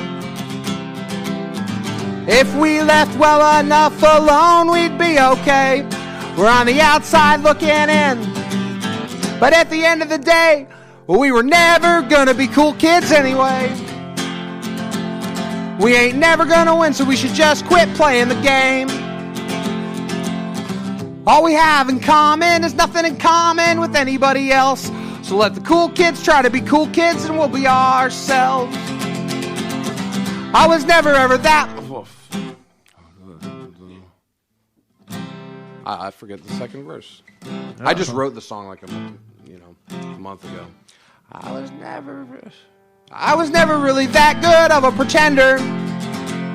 I couldn't fake it till I make it, even if I tried, and I would hate it every minute the entire time. I've never been much one to be remembered. If we left well enough alone, we'd be okay. We're on the outside looking in, but at the end of the day, well, we were never gonna be cool kids anyway. We ain't never gonna win, so we should just quit playing the game. All we have in common is nothing in common with anybody else. So let the cool kids try to be cool kids and we'll be ourselves. Nice. Little positive. Absolutely. Are you a Frank Turner fan at all? I've never heard Frank Turner he writes positive songs how most people write depressing songs. So it's really hard to write a upbeat, uplifting song and have it not be corny. Mm-hmm. Same thing with political songs. It's really hard to write a political song that's just not hokey, I feel. Right. But Frank Turner does positive songs like makes you want to be a better human being, and right. That's good. I can dig that. Are you ready to play a song? I can try. Maybe make sure you remember it. Well, I wrote down the words because because you don't have your monitor with you. Because I'm not the singer anymore, so I don't remember the words anymore. He's like, I don't have to remember these. Do you have enough space? I think so. Yeah. And after you play your song, Mr. Piston, I should probably tune. Oh my gosh! Do you? Okay, so well, how about he knocked over my guitar? I did. Yeah, I'm so sorry. Are you serious? No, he just bumped into it a little bit. Well, how about I play a song? Do you need a minute? You can play a song or talk or sit here and watch me tune the guitar. Well, let me play. It's riveting. Let me play a song here. You can tune your guitar, and we'll come back. I'll still be here, and maybe Zach will be in the hot seat. This time when we All come right. back, because we're technically into his show already, and I'm still sitting in the captain's Well, I've chair. never been on your show. Yeah. Neither has. What sets your show apart? He usually sits over there. He usually sits over here. I'm over here being like, "Hey, look at this" on my phone when I'm in here. So Mark's show has a lot of metal performers, but it also has a lot of rock stars, like me, and like metal, and right. Mark has live performances a lot of times. My show is more of like a Charlie Rose interview show. Okay. Where like we just talk about a hodgepodge of whatever. Right. But That's rad. Tonight's not necessarily my show. It's just both ours. Yeah. Both Yeah, of us. it's the Midnight Metal Forge. Because he and I, we come on after each other and we hang out on each other's shows. But we've done this collaboration probably at least twice times. Twice times we've done it. Well, actually, I don't think You good? I think we talked through the entire time I was going to play a song. Right. Can you hear it? Play it all in this PowerPoint. mic over in front of him. Can you push the arm down a little bit more? That's not going to be. I am not the engineer. Well, I can hear it now. Can you hear it now? Yeah. All right. Actually, you know what might be easier? Let me take these off. I'll come and help. You don't have to make it easy for me. I don't care. And I'll sit here and talk. It'll be loud enough. Yeah, it's plenty loud. That's the thing about the acoustic guitar. Yeah. I don't know. I think we do. I think it works. See, I had it perfect, and you ruined it. You know what? Radio is hard. What's that? Yeah, you're good. We got it. Yeah, hang out on the show. It'll be. We still got another hour and 9 minutes. Yeah, so we are all good. We've also got a lot of great music. So, you know what? Why don't we just take a little break? You want to? You want to take a little break? We'll play some music. We'll play some music real fast. Yeah. So, here we go. We got Wrath. He wants to go smoke. How many? Me too. By Wrath. Coming up right now. So here we go.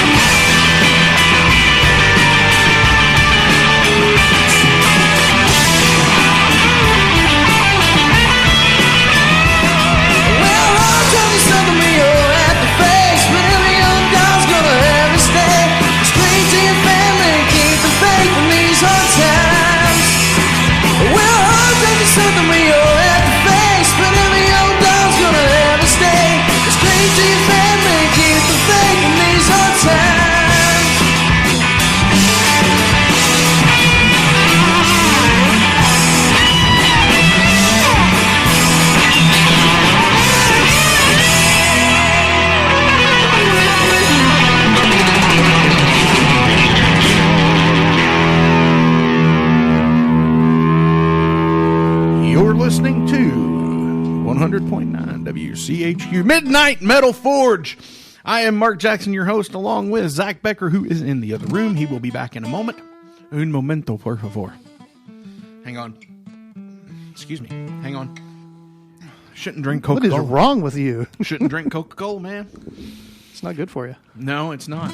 That's why I stick to Sprite. It does all that goofy stuff to your innards. And I haven't had a real Coke in a long time because, you know, I've done the diet thing. And Right. And now I'm like, whoa. So, You're probably flying now. Flying high again. Hey, we're going to that next June. Yeah. We're going. So I'm in here in the Midnight Metal Forge with Mr. Jet Piston from the band Rifle. First band guest on the Metal Forge. Thank you. I wanted it to be the last band guest on the Metal Forge, but and he kind of might be. So well, sort of. Not all of us were available to come all together, though. So who wasn't here?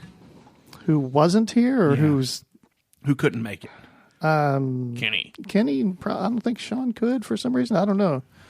I didn't ask. I mean, I was like, "Can we make it?" And they said no, and I'm like, "Well, that's cool." And it's like, all right, guys. And then you begged and begged and begged, and I said, I did. "Finally, I'll come on your show." Come here. I need you. But you're gonna play a song, right? I'm going to try to play a Finally? song. I'm not the singer of this band and haven't been for many years. Just a couple. But I wrote down the lyrics to one of our songs, and I'm going to try to play it. All right. It's a song about relationships, like all our songs are. Right. It's and if he ends abruptly, Everybody drinks. Everybody drinks. So I'm going to try not to screw it up too bad.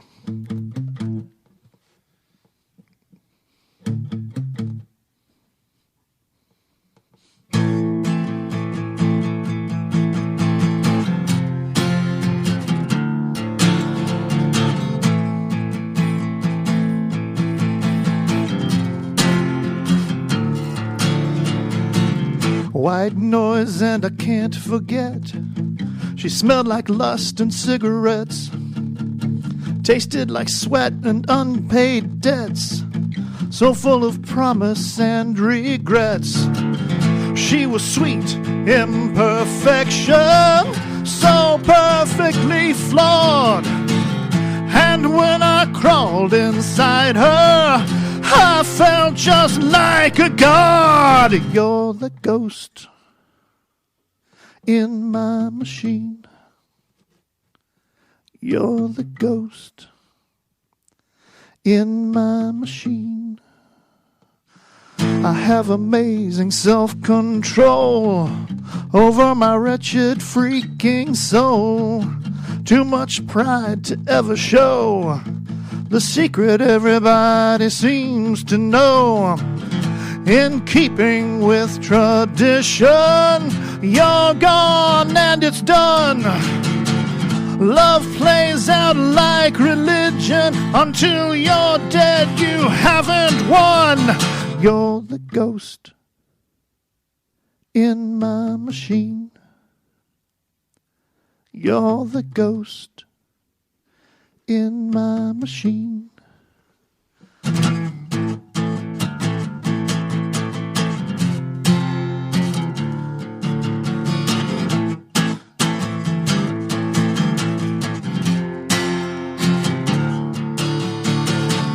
White noise and I can't forget. I haven't had a chance to yet. I'm still paying off your debts. I guess I'll cover both our bets. Don't care if you never loved me. I just needed you to want me. So don't make promises. Promises come back to haunt me. You're the ghost in my machine. You're the ghost in my machine.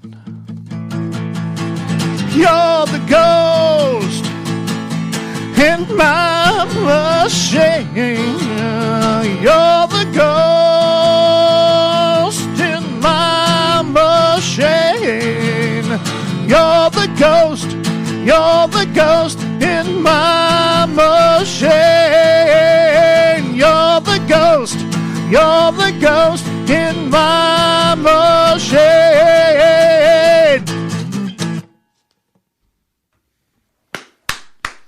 Wow. I haven't seen that one played live for a really long time. We haven't played it for a while because we have so many new songs. Right, because y'all are EP making fools. That's all we do is we record music and send it out for no one to listen to. Oh, come on. Come on. I go through the iTunes stuff, and I'm like, let's just see who's got stuff coming out. Yeah. And I found stuff early, and I'm like, ooh, wow, when did this come out? And it's like, oh, this hasn't came out yet. Yeah. It's interesting to hear that song played acoustically. Yeah, it's because you miss. Yeah, you miss Sean Flannery. It is a bass centric song. Very much.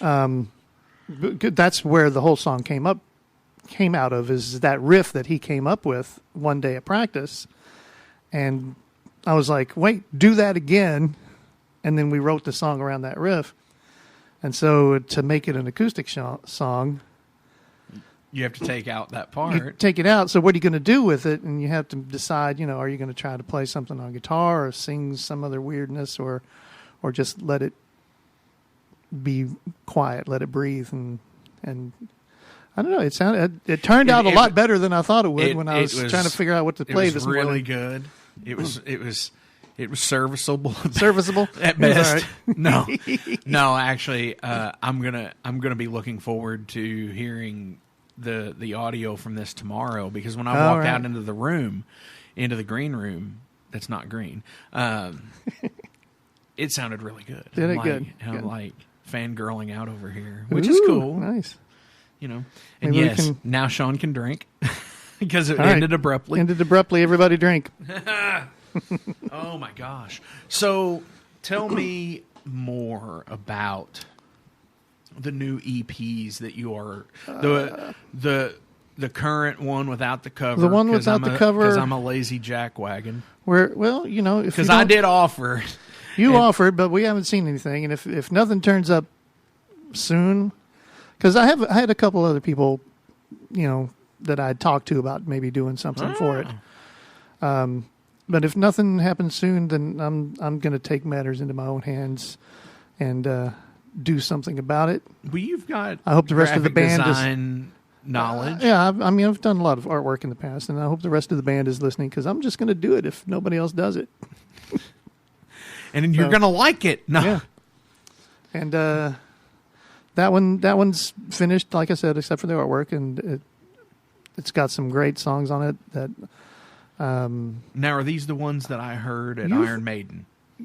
Yeah, I believe so. Nice. Yeah. Which? And I got my patch. I got my patch for Legacy of the Beast. Everyone, Mark is showing me his clothing. Yes. And now I'm going put it back on, Mark. Yeah, because I was like, here it is on the floor. So notice that on the feed you can't see me in there. Right, that's the on purpose. Why. That's the purpose point there. So we've got that one finished, music finished, like I said. So hopefully early in the new year we'll get that one out. Maybe in time to have it ready for the show. Yeah, which would be optimum. Yeah. Yes, which if you all want to know, is you heard it here first. February the 29th, Leap Day. Will be Rifle, Creeps Incorporated, and Overload at the Mag Bar. 10 o'clock at night. Doors at whenever the hell you want to show up. Wear your drinking pants. Wear your drinking pants. This show only comes once every 4 years. Every 4 years. And, we're celebrating the second anniversary of Blood for Blood. Yeah. It's been out for 2 years. No, this would be the third year. Third. No. 8 years ago? I don't know. So that'd be I don't even remember when Christmas was this year. I think that was 2 weeks ago. No, so yeah, this would be the second anniversary for Blood for Blood. Cool. We went to California on that album. Yeah. 2 years ago. So yeah, come on out. Just $5. You couldn't get a better deal if you 3 really amazing bands. Well, 2 really amazing bands and Rifle. I was gonna chuck Brent under the bus. Oh no! and Creep. No, Sorry, Brent. No. I love Creeps Incorporated. I do too. Yeah. I love the album cover that was done by Ryan Case, friend of the show. Yeah. He was on. He's done a few live exhibits. Yeah, live demonstrations sort of, at a few shows. He's amazing artist. Very cool. Very, very much so. But that's February 29th, and everybody needs to come out to it because, hey, it's cheap entry and it's cheap beer. Yep. What else? Cheap beer or strong drinks. Yeah, and strong drinks, yeah. I mean, what else are you going to ask for, you know? I don't know. A new car? Well, you know, from the show. A new car? Yeah. Oh. So, how are you doing? I mean... we're living. We're doing all right, you know. Yeah? We go to work every day and come home at night and get up and do it again the next day. Well, yeah. It's a Thus life. drudgery, which is why we keep playing music. Right. Because it's the escape. It's the escape. It's something we love to do. Something we've been doing for, 30, 40 years. Sean says, Creeps Incorporated are great. They are. Which Sean is that? Tyler. Tyler? Yeah. That figures. Yeah, he's always been he's a fan of just music art, I think. He is, yeah. Because he has such a wide range of bands that he listens to. Very eclectic taste. Very. Yeah. And it never fails. Like, you'll go to a show and talk to him and be like, I remember this one time that I saw Kraftwerk. And it's like, what? And he's also an amazing artist in many different mediums. Right. The Sunflower. Mm-hmm. I've seen that on Facebook. He's a great painter, a good photographer. He's done, some of our album covers in the past. He's done a few of them, hasn't he? Oh, yeah. Yeah, he's done Speed of Doubt. Yeah. And did he do... I know he did Big Blisterhead, the illustration for. He did that. Did he also do... Durr. Yeah, he did Durr. Yeah. Durr. What is the second album? The actual full-length album? Oh, Speed of Doubt, and then... Big Scary. Big Scary, yes. The world's so big and scary. He couldn't make the words come out. Big Scary. I know. Yeah, he did all the photography for both of those. That's all his stuff, and all I did was graphic design and fit it all together on the covers. Yeah. The layout. Yeah. That was one of my holy crap moments when he goes, I remember that time that Jet and I went to see Alien Sex Fiend.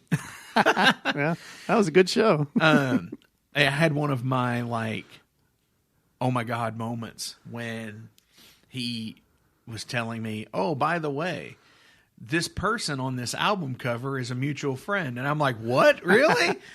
And I was just, and I confirmed, and she was just like, yeah, that's me. I'm like, that's super cool. It's like, because this is this band that I really like. And, for those who are nameless. So what else, other than the EPs, what else y'all got?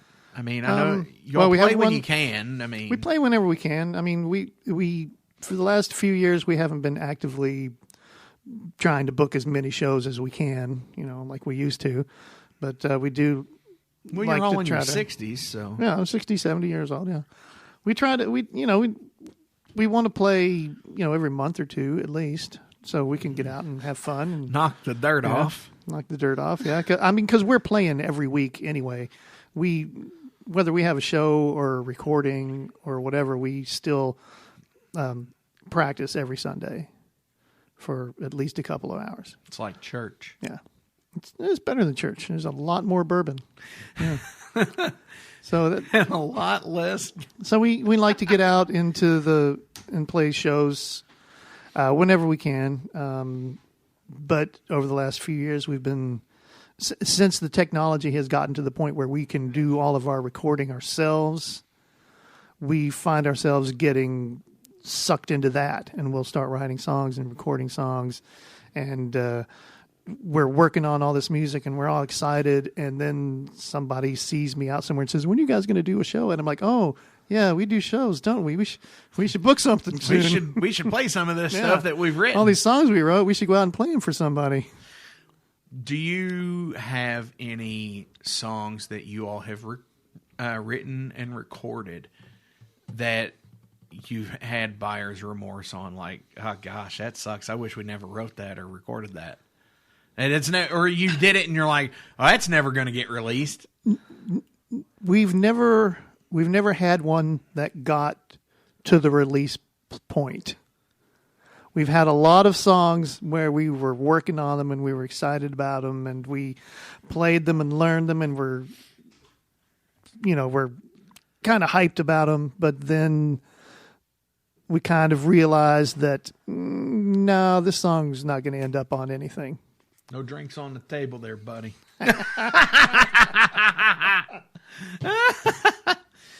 I'm sorry. Yeah, that's okay. So yeah, so like all the ones that I didn't think they would go ended up getting cut basically.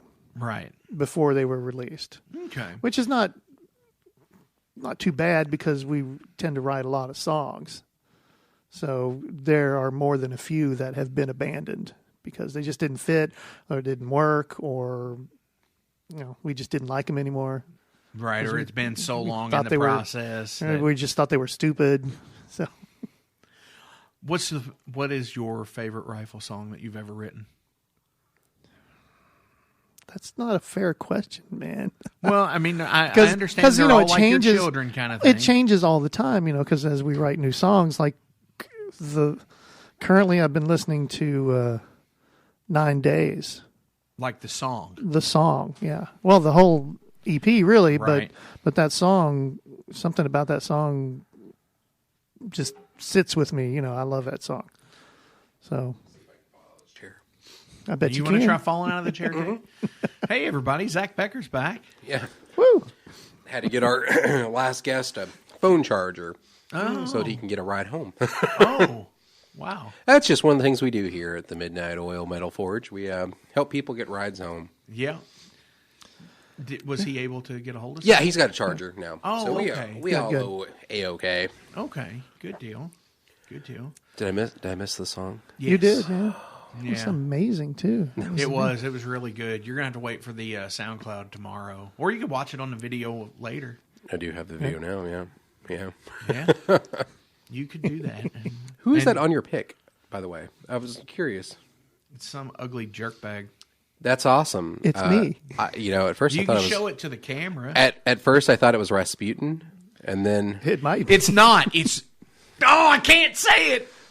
Oh, Rick. It's Rick Sputin. I said it. Dang it. That was a Facebook thing a couple of weeks ago. He has a Santa hat. With leopard print is the white part. Oh, that's awesome. On the hat. and somebody posted a picture. It was in my it came up in my memories too. On there, it's like two people on there, right? And I was like, I like to call him Rick Sputin in this picture because he's got this like pointy goatee and it's so ridiculous. How long have you guys been friends? Oh, I don't like this guy. We're not friends. No. But we've known each other for 7 or 8 years at least. At least. Maybe longer, yeah. Yeah. 8 years of despising. Actually, here's some interesting trivia. Right there's a little port. Or that. Here's some interesting trivia. Okay. Overload came on to the... who's an overload? It seems like it. Right? I don't think I've ever heard of that. I don't think I've ever heard of that band. Nah. They suck. That's a good band. Yeah. Right. So we came on to Hippie Head Spotlight for show promotion, and it was the first show that we had at 3rd Street Dive. We were playing with Rifle, and Hippie was like, "Oh yeah, Jet Piston," and this is when they were a 3-piece. It's like, you'll like those guys, and it's kind of been a friendship ever since, and it was like 2011 or something. Nice. So it was all fun stuff, and I still don't like him. yeah, I mean, Just don't like him. no, Can't you stand can come him. over to the mic if Yeah. you want, Sam. You're still on air. You're still. He's like, I don't know, man. He's like Fall into that trap chair again. no. Zach's sitting. He's in in this chair. I'm sitting in Yeah. that. Set up so that just to crush the egos and embarrass your It keeps the guests humble. guests. Yeah. right.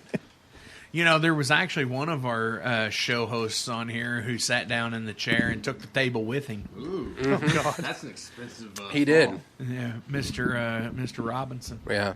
Mr. Robinson's neighborhood. Yeah, he sure did Jerry Lewis over that table, though. Yeah. Oh. Is that think- one? I think we're good. You want the orange one? I'll take it. Okay. I just want comfort, really. Yeah. Well, we can do. Do I have to have the orange headphones Do you on? need? No. No. You can still hear yourself. I mean, I want Southern a match, comfort. though. I'd like it if it matched. Yeah. All right, so yeah, you need the needed to match there. Yeah, I don't know where I'm going with that. I'm not a very someone who's cared about matching my shoes with my purse or anything like that. Nice. So back on a subject from earlier. Mm-hmm. What are your top 5 childhood TV show memories? I didn't have TV growing up. My What? parents were very Christian. My dad was a pastor, and we had movies. But we didn't have bunny ears and A TV. I used to have to sneak it. Like I knew that there was this entire world out there that everyone else had access to that I was being kept from. Huh. And so I was that kid that grew up having like sneak records and like hide Wow. my music and stuff. Yeah. Oh wow. I mean, honestly, like that's just my parents.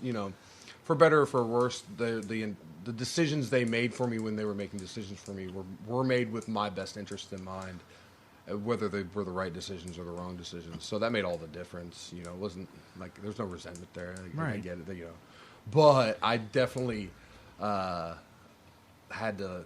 I learned to hide records, and that's why like punk rock was awesome to get into because it wasn't on the mainstream, and so my parents didn't know the bands. The magazines weren't putting out these. They were talking about Metallica and Korn and Slipknot. They were talking about NoFX and Rancid, so I could kind of slip that under the radar a lot easier than that. Every once in a while, my mom would, I'd find a CD in the record player or in the CD player, and then it'd just be missing. My parents were very passive aggressive. I remember, but we did have the internet before the elementary school. Wow. Somebody. Oh, I was like, I got who's clicking the it matches the orange mic. It does. That's why it was in front of the orange mic.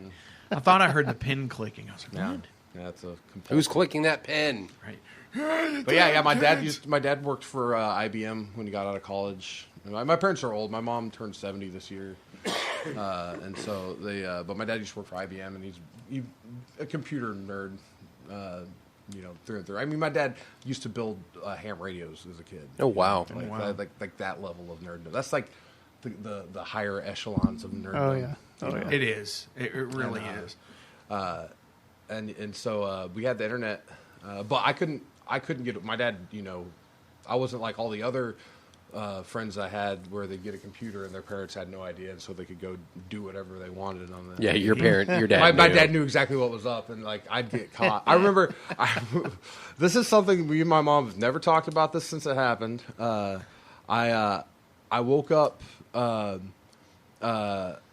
So my parents had a thing on no matter what email that you were signed into, it would save the subject. And so if I have my Hotmail account and I put a subject in when my dad had, I don't know, the AOL account or something, it would pop up so you could, obviously it didn't stick around, but, I think the idea was convenience there because you're going to be writing emails with similar subjects. And I had a girl that I had dated had told me that she liked my best friend, and I didn't really care, and I was writing her an email. This was probably I was a freshman in high school, so this would have been 99, 2000, something like that. And in the email I said, it doesn't matter because me and Robbie have gay butt sex all the time, right? And so I woke up to my mom in tears, asking me if I was having homosexual relations with my best friend. And I just laughed. I said, no. And it never went any further than that. Wow. That's kind of like my dad found... It wasn't even like a Playboy or Penthouse. It was like a insert that they would put into one of those adult magazines, but it just had a bunch of phone numbers in it, and it had like pictures, but the pictures were the most graphic pictures you could possibly manage, like angry genitalia. I'm just gonna say angry, like aggravated, like angry genitalia. BDSM, like bound and it was no. It wasn't that hard. It was just like Hustler. Genitalia? Yeah, but I had it. Thought it was so clever. I had it cut out of my bedboard, like where your mattress sits on your board. I had it cut out there and on one of those rungs. Oh. And then, like, one day, it just wasn't there. And nobody ever spoke about it again. Wow. It's tough. I mean, they don't have magazines. Kids don't have to hide, pornography anymore. Yeah. Like, I found when I was 10 or 11, at a yard sale, I found it was a mousetrap game box that was just full of porn. And I bought it. That got me through middle school. Like, kids nowadays don't know about, like, going out to the woods and finding a hustler. I don't know. Did anyone ever find a hustler in the woods? I did. Yeah. That's why you had the clubhouse in the woods, because the older kids would bring their dad's usually Penthouse. Penthouse was the top tier in adult, because I thought Playboy would have been the top tier. He had a little past Playboy was articles more and stuff like Hustler. I mean, arguably Hustler probably was Larry Flint. Larry Flint, yeah. Probably did more for freedom of speech and stuff than Playboy sort of broke the ground, and then Hustler said, "No, this is what we really need." Yeah. Hustler was they did not leave much for the imagination. And he's funny. A Kentucky boy. Which is funny when you think about it, because you had things like Cavalier, which was a men's magazine too. Wee magazine. Yeah, I was about to say Wee. I've got like 3 Cavaliers at home that have Stephen King stories in them. Oh, yeah. Wow. Well, they have Stephen King wrote. He still uses them to this day. Stephen King used to write his stories for adult magazines. Used to write for adult magazines, but he didn't want his mom to know the content, so he would take everything out of the magazine except for his story and give to his mom. That's not suspicious. Yeah. No, not at all. Club. Oh God. Wow. But no, there was No, that was a big part of growing up. Was Yeah. was the rite of clubhouse. passage, I remember getting in trouble. I had a Thrasher sticker. And it was the pentagram with the trucks, and it had and my dad found that. So I didn't know what it was necessarily, but I had my gut feeling was like, okay, that's something that's going to get me in trouble. And then my dad found it, and he's like, that's a satanic symbol, and so I wasn't allowed to have Thrashers stuff after that. I remember my mom taking my Nirvana in Utero album away. That was probably the best thing she ever could have done. Because my uncle had it. That's Steve Albini. That's a good. I'm messing with you. The first album I ever bought, I bought Bleach on cassette tape from a Walmart. Wow. Nice. And so I was doing pretty good there. And then the first CD I ever had was the first Smash Mouth album. So wow. What was the first thing you ever stole? Ooh, I know this. I've only stolen one thing in my entire life, and it was a Barks root beer.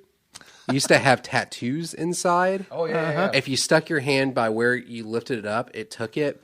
So I took it. I was at a Kroger. I took it out and put it in my pocket. I was walking around with my mom. I felt so guilty. I went back in it. I had a quarter in my pocket. I took a quarter and put it inside there. I stole some candy. It was like a little. I think I was probably 3 maybe. I was really young, and we were living in North Carolina. My dad was the pastor at the church. I was always like my earliest memories are me just getting in trouble, constantly, and I figured that out on like really quick. When I was really young, to like, I was gonna have to, if I wanted to live the existence that I was gonna live, I was gonna have to keep some things hidden from my folks. I stole, because I wasn't allowed to have candy. My mom was very, I grew up on rice and beans, like, and then boiled chicken on the weekends. Like we were real poor, and I stole some candy from not Bojangles, but the whatever the Dixie. The Kroger. Piggly Wiggly, or that wasn't a Piggly Wiggly. It might have been. Winn-Dixie. Winn-Dixie, something like that. This is in North Carolina, so up Food Line. Yeah, something. Yeah. What's Safeways? That's Safeway's out West Coast. Yeah.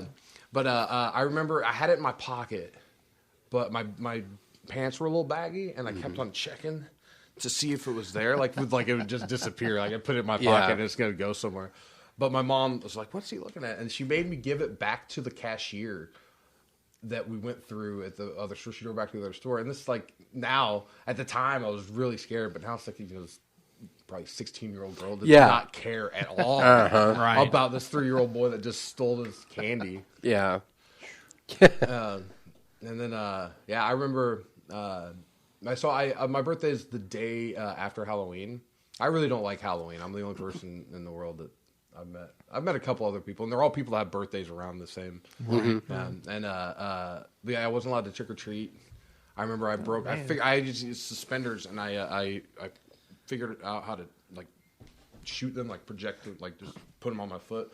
Yeah. And the house that we lived in was right next to the church, and I broke the chandelier, not the chandelier, but the light cover in my room on my birthday, and I wasn't allowed to go to the church Halloween thing where they got the candy. And it turned out that was like the light fixture that was in the original sheriff's office of the town. Oh God! Oh wow! Yeah. Oh wow! And my dad, we weren't from there. I was born in Mississippi. My dad's from New York. My mom's from South Florida. Like, so they, they're trying to, be a new pastor in this small Appalachian town, and it was just, I could tell. My dad, it's the tragedy of my dad, actually, is that he's not a very charismatic guy. He's a very intelligent guy. He's extremely smart, but he doesn't have that. He doesn't, he's not a good leader, really. Yeah. But all he ever wanted to be was a pastor, and he was bad at it. Oh, I know, right? That's sad. Yeah. It is. Yeah. Mark, any good stealing stories? Not really. I mean, I think it's like the whole candy thing. It's like, I think it's something we all do when we were a little kid, but I really don't ever remember stealing I was never anything. good at it. I could never get away with it. I didn't really... I don't have any moral qualms with it necessarily, but I was always got I know caught, one so thing that Jet stole. What Jet steal? My heart. Oh.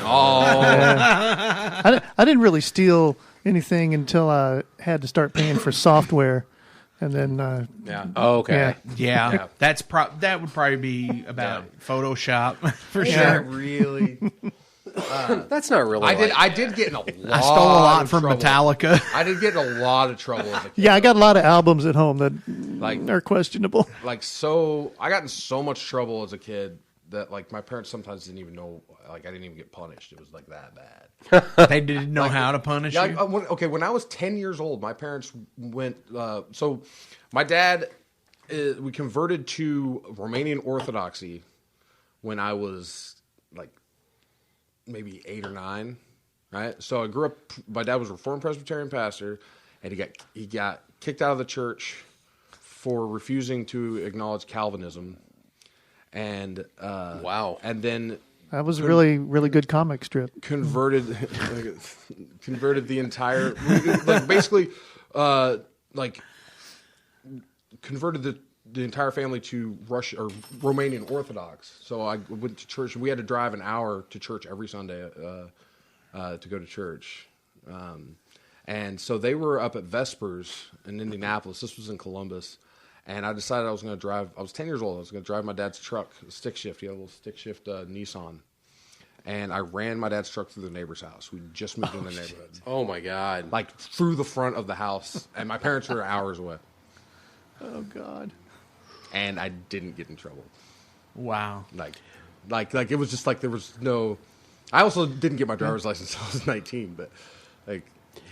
We were leaving one time. I didn't get my driver's license until I was 19 either, because we were driving one time to Gulf Shores, Alabama, from my dad's house in Santa Claus, Indiana. Well, Ferdinand, Indiana. It was right next to Santa Claus. Anyways, I was at my grandma's house. She had just literally packed the car with everything that she was going to need for 3 weeks. She was like, "Will you back the car out so that we can get the other car in there and get the rest of the stuff?" I was like, "Sure." So my brain is, I need to hear in case someone's going to yell at me. So I had the door open. Well, my grandmother's house had pillars in her driveway holding up the roof. So I come right back with the car door and I Tommy Boy it right to the side. And I'm like, oh. And I get out and she's just like, she's dumbfounded. She's like, how? Why would you? Why would you do that? And she brings it up every Christmas that I did it. But she had to go to a rental car at like the Friday before, like the 2nd of July. Like there's no more rental cars. Like she had to get a rental car so we could get. And how old were you when this happened? I was like 15. Oh, wow. Maybe, yeah, 15. Like, not old enough to drive. Like, in Indiana, they have a weird thing where you can get your permit when you're, like, 15. Mm-hmm. But I think, like, in Kentucky, you have to be 16. You do. Yeah. But I wasn't old enough to drive. So it's kind of her fault. I got a nice pullover deal when I was 15. I just got my permit and got pulled over. Ooh. And it was because the little town where it was, all the cops are jerks there. Well, I know where you're going with this. I'm not going anywhere. I have Can nothing we to guess say. where it is in Indiana? It was in Sellersburg. Oh, yeah. And they literally pull over anybody who they want to. Yeah. I mean, that's pretty much what cops do anyways. Yeah. But like, small town cops are the worst stuff. Yeah, they are the they got nothing else to do. Worst. Really. I moved briefly back for like maybe 4 months. Moved back up to Columbus when I turned 18. I got to fight with my folks, and I had a lot of friends up there, and so I basically just went up there and developed a drug habit, and didn't have any people, telling me what to do. Right. And I got a job at Taco Bell to fund my newly found drug habit, and I would get stopped by the cops every single day that I walked home. I worked night shift, so I'd get off work at like 2 a.m. Yeah. And it was about a 40-minute walk from my house to the Taco Bell, and they were always looking for someone that fit my description. Just ID'd me every single day. Every single day I walked back. And it's probably the same ones. I don't remember necessarily. You were like, "Hey, Jerry." That was the first time I got arrested, though. I got arrested in for I like to say robbing a liquor store. I did a snatch and grab, and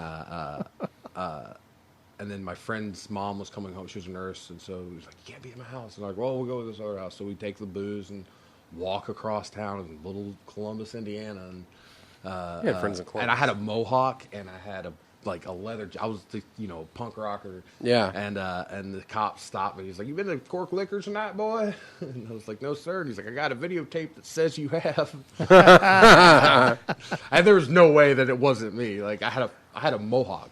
Right. Yeah. Probably the only one in town. In Columbus, which is an artsy. Yeah. Well, it's because Cummins Engines is there, and Yeah. they pay for the architecture of any new building. So like the police station is like this modern. It's like a triangle. Yeah. Like the jail looks nicer than the high school. Yeah. Like That's because they don't put a value on the education.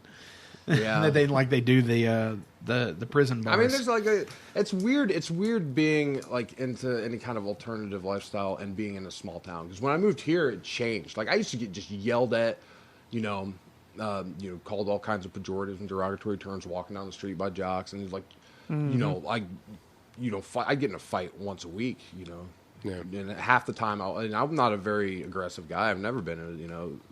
It was just like that was the life. And then when I moved here when I was 16, it was like, oh, I don't have to do that. I get in fights all the time. I'm like, man, Sam fights a lot. I was like, well, that's how you solve problems, right? I'm like, no, man, you don't.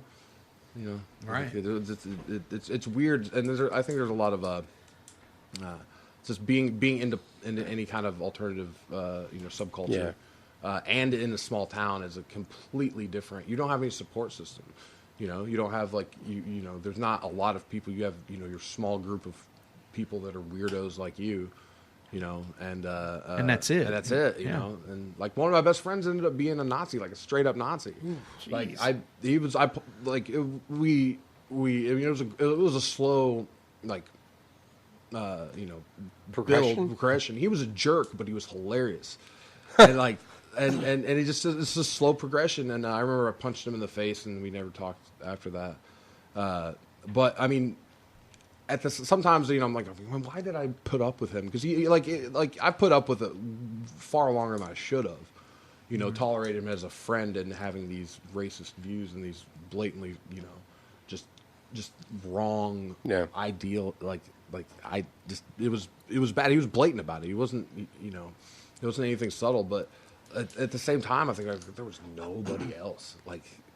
There was nobody that knew who the dead Kennedys were except for him. Yeah, right. Like there was, at least oi sounds kind of like punk, right? It's, there's this idea of just try to have to make it your own, and it's weird because I feel like small town kids like that are a lot more crass than kids because they see you learn from the documentaries. There's no model what a model punk rocker should be, which is John Doe, by the way, is model punk rocker. Yeah, well, he's the model of what even just a rock star. John Doe, he's an amazing human being. He's from X, you know what I'm talking about? From the bassist for the band X. His name's John Doe. He's a great guy. He's a great guy. Look it up. Yeah, He's just a stand-up human being.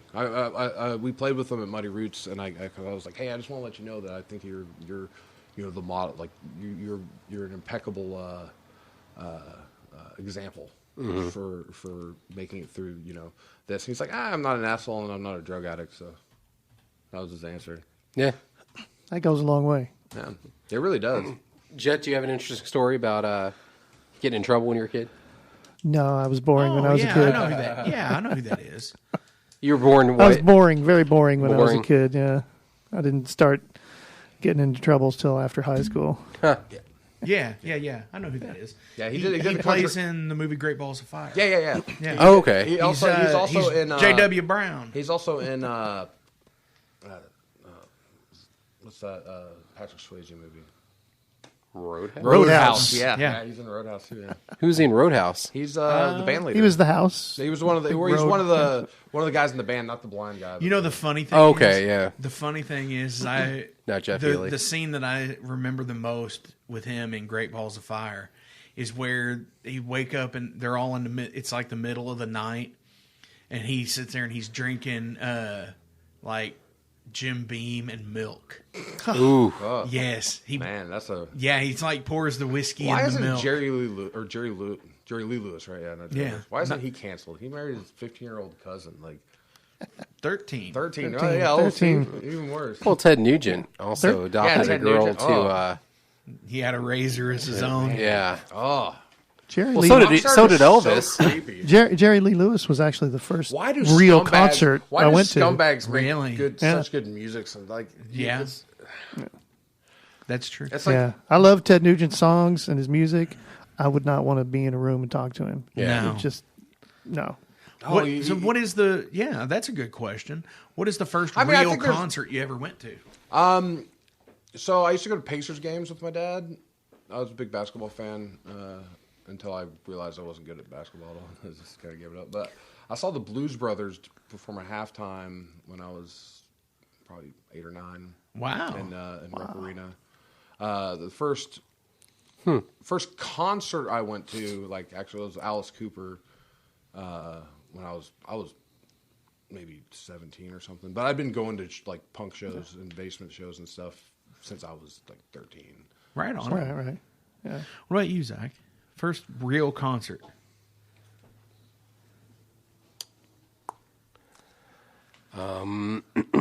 Well, technically, I went with my mom when I was probably like 3 or so to see Peter, Paul, and Mary. Oh. Yeah. No, my mom. As I've grown up, like I have a respect for them. Right. My mom loves Peter, Paul, and Mary. Oh, yeah. And like it was like a most big moms thing. do actually. Yeah.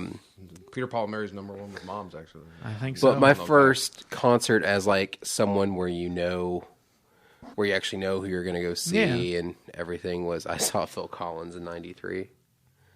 That's so right. Well, that's cool. Yeah. So you were like young then. You were like 10. Yeah, about 10 years old. Yeah. 10. Yeah. That's pretty cool though. I was probably between 10 and 12, I guess, when I saw Jerry Lee Lewis. Yeah, but that's when but that was like his first tour though.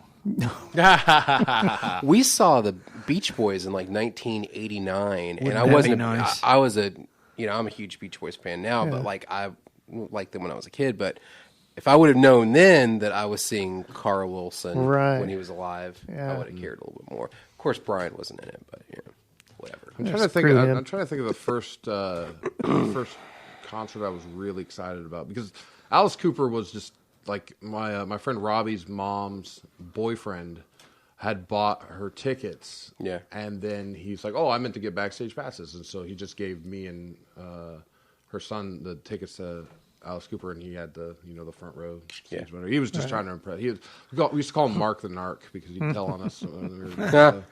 And we actually around that another thing we get. This is like I was a bad kid. Like I never thought of myself as the bad kid, but I was the one. Like I bet a lot of other people. Like I bet there were a lot of parents that wouldn't let their kids hang out with me. Yeah. Like I wasn't malicious. I think that's why I didn't see it. It was just I was too confident at a young age, and I just thought I could. I was smart enough to get away with a lot of it. So when we went down there, we watched this Bill. One of the SNL writers did this bit where he's like, I carve a jack-o'-lantern out and I write you in it and I leave a knife in it, and we thought that'd be funny to do to Mark the Narc, and we did it. We drew a jack-o'-lantern thing on a milk carton and we put knives in it and it said you, right? And so we're on our way down. We were it was at the Palace, and we hear Mark talking about how his son had just testified against a guy, and had testified against a guy, and the guy had gotten out of jail that day, and they thought that he was threatening. Oh my God! Wow, that's hilarious. Nice. Hey, Zach. What? February the 7th. The Beach Boys will be at the Palace. I know that, but it's not the Beach Boys. It's Mike Love. Yeah, and Uncle Jesse. That's a whole other Jesse. story. Yeah, he's on an album too, so he is a. I saw them at. I saw them at. Well, then it was Caesars, and I guess now it's Caesars again. Yeah. But with Uncle Jesse playing drums. Oh yeah. And it was just a big 40-year-old women and over, or probably 35-year-old women and over, just going. Ah. And it was outside too. Oh wow! Yeah, just outside. Dude. You might. I don't know, Sam. You might appreciate this. My first real concert I ever went to was Social Distortion. Oh, I hate Social Distortion. Do you really? Because then you don't want to. I used to like. I feel like I'm like. This is where my ego comes in. I don't think Mike Ness is a good songwriter. I feel like I'm way better. Songwriter than him. Come on in here. Chew your chips on that air. Yeah, I went through a Social Distortion phase, but there's not a lot of dynamic with that band, and there's not too many places you can go, and they just kind of bored me. And then haven't seen them and since, then adding insult to injury, that's one of the bands that we get compared to a lot. Really? Oh, really? I honestly I would have to go with him. I don't think we sound like him at all. That's but a hard no for There's me. a lot of with Call Me Bronco. I get a lot of comparisons, like just a whole spectrum of bands that people compare us to, and a lot of them don't make sense. But I don't like I the don't try to MC5. No. Yeah, even like we've gotten No Effects before. I've gotten there's just stuff that just that's bizarre sometimes. Like who was it? Someone. Who was that band? Queen. No. Yeah, stuff like that, like the Rolling Stones. Somebody like, you don't sound like the Rolling Stones in the slightest, but they don't have a a musical ear. Like really. well, not a musical ear, well, but they're not they haven't delved maybe Divined into any kind of underground music or any kind of anything that's not on the surface, and so that's all they got to work right. with. So I don't try to tell people that they're wrong. I don't argue with people unless I know them. Right. Like, it's weird the backhanded compliments that you get that people don't intend to. Like, someone when we kind of changed our sound, I had a bunch of people coming up telling me they liked us better when we were a country band. But by far the best one was do you know the band Union 13? Sounds familiar. Horrible band, just like it's this. I think it was the Murder Dolls. I think was the other band he was in. He was in another like a screamo band in the 90s and the early 2000s. But I played at the Cure Lounge with them. I opened up with Stagecoach Inferno, and we just played all acoustic because they were doing an acoustic thing. They had this band called the Bourbon Crows or something like that. It was like if Larry the Cable Guy tried to play outlaw country. It was the equivalent of that. And this guy from Union 13 would just tell these stories. He's like, and then like it was just horrible. It was just god awful. But there were a lot of people from like Danville and counties over that came to go see. There weren't a lot of people from Louisville at the show. Like they were all from the surrounding counties and stuff. And this kid came up to me and he's like, man, you're really good for an opener. Thanks.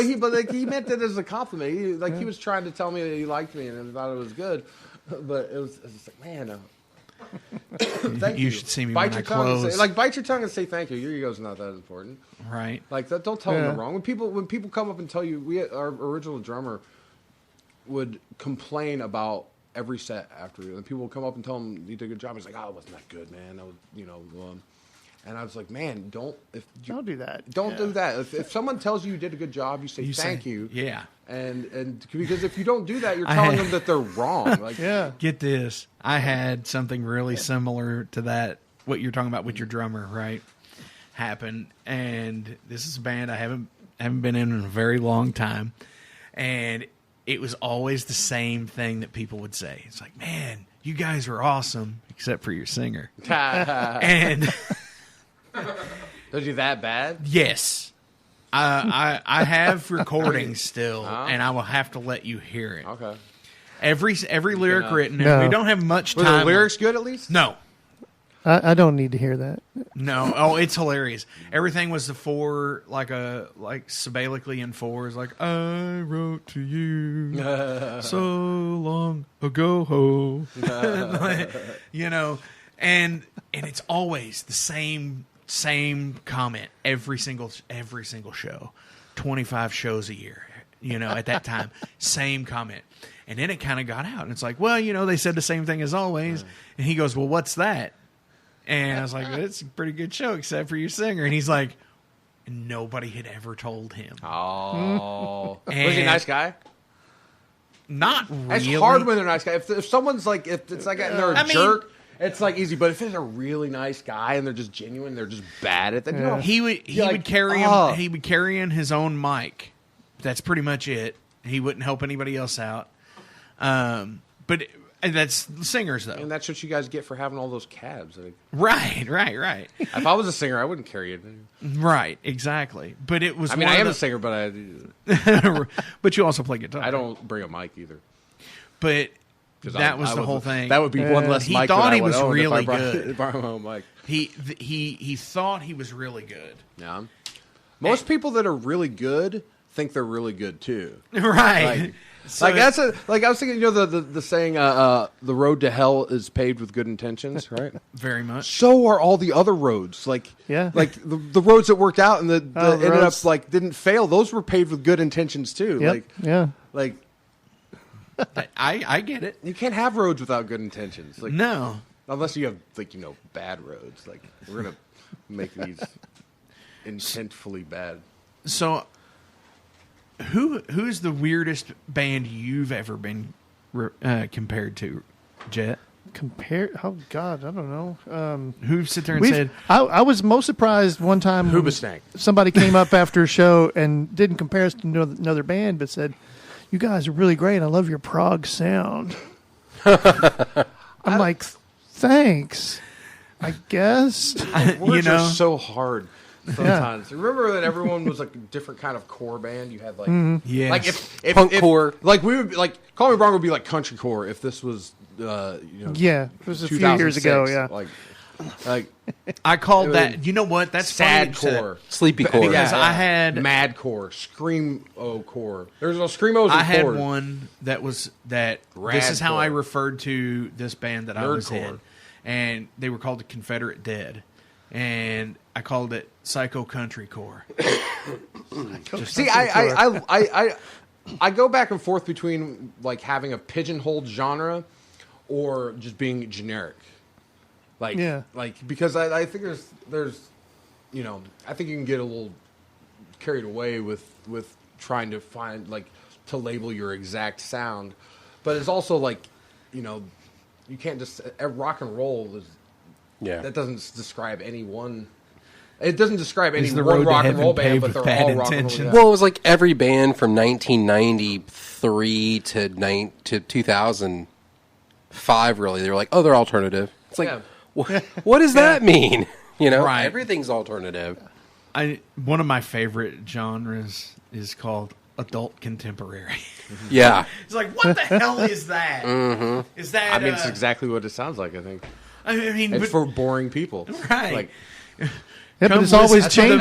Come listen to the mellow sounds of the rain. What is that? Adult contemporary. Adult contemporary is whatever was popular 10 or 20 years ago. Oh, like Matchbox. Well, probably like 10, 20 years ago, 1990. I'm guessing 30 years ago.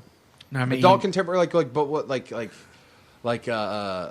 Kenny G, is that adult contemporary? That's what I think of when I think of adult contemporary. But I thought like people that are being adults, like this rock and roll. Or Michael Bolton rather than Kenny G, because Kenny G's like smooth jazz. Hey, that's still like that can be.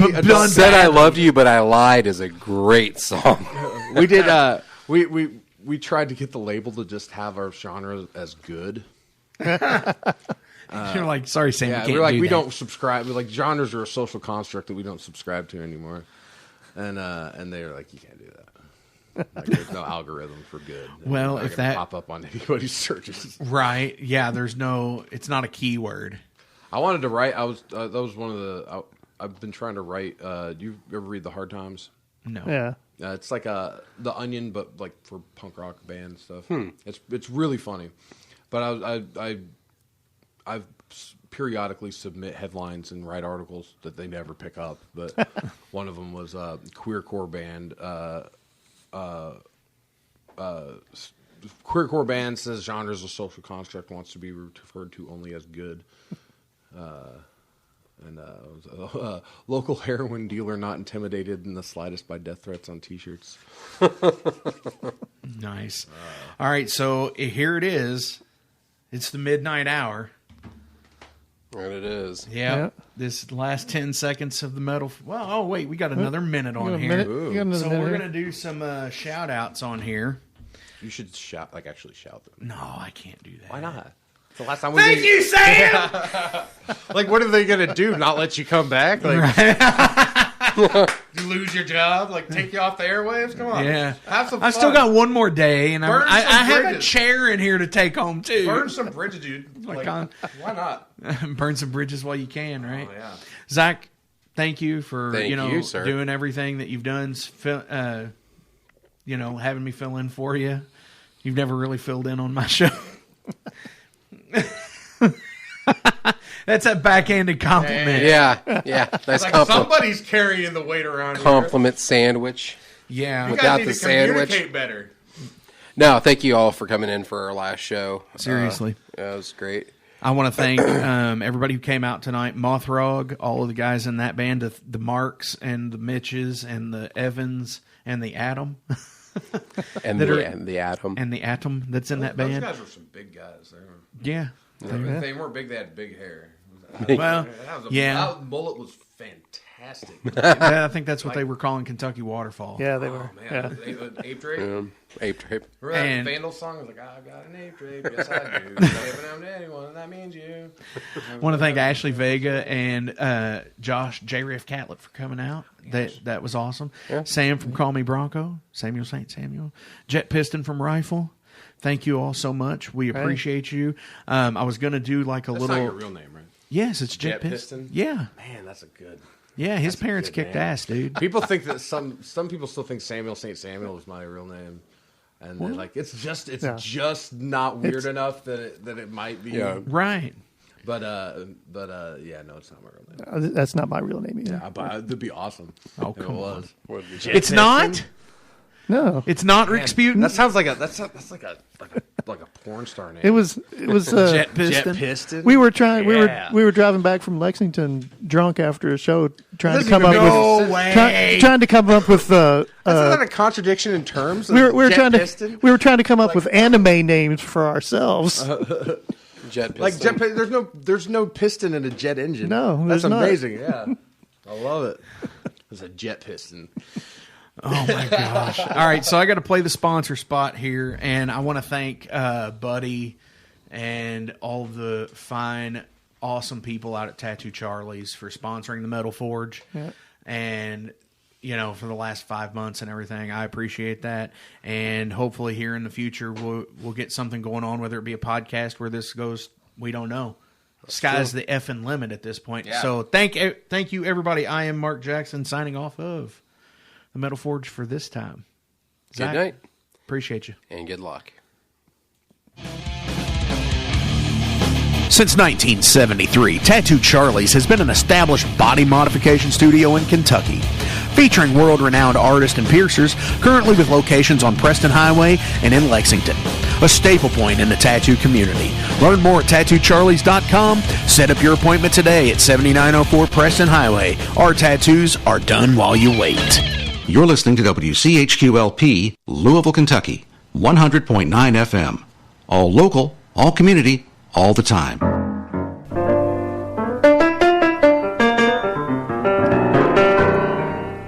Coming up next on WCHQ, it's the Blues Hour.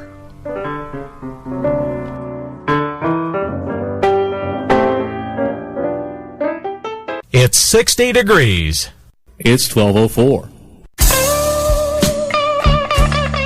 This is Gary Sampson with the Kentuckiana Blues Society, and it's the Blues Hour, right here on WCHQ. Now here's Blue Lou and the Accusations.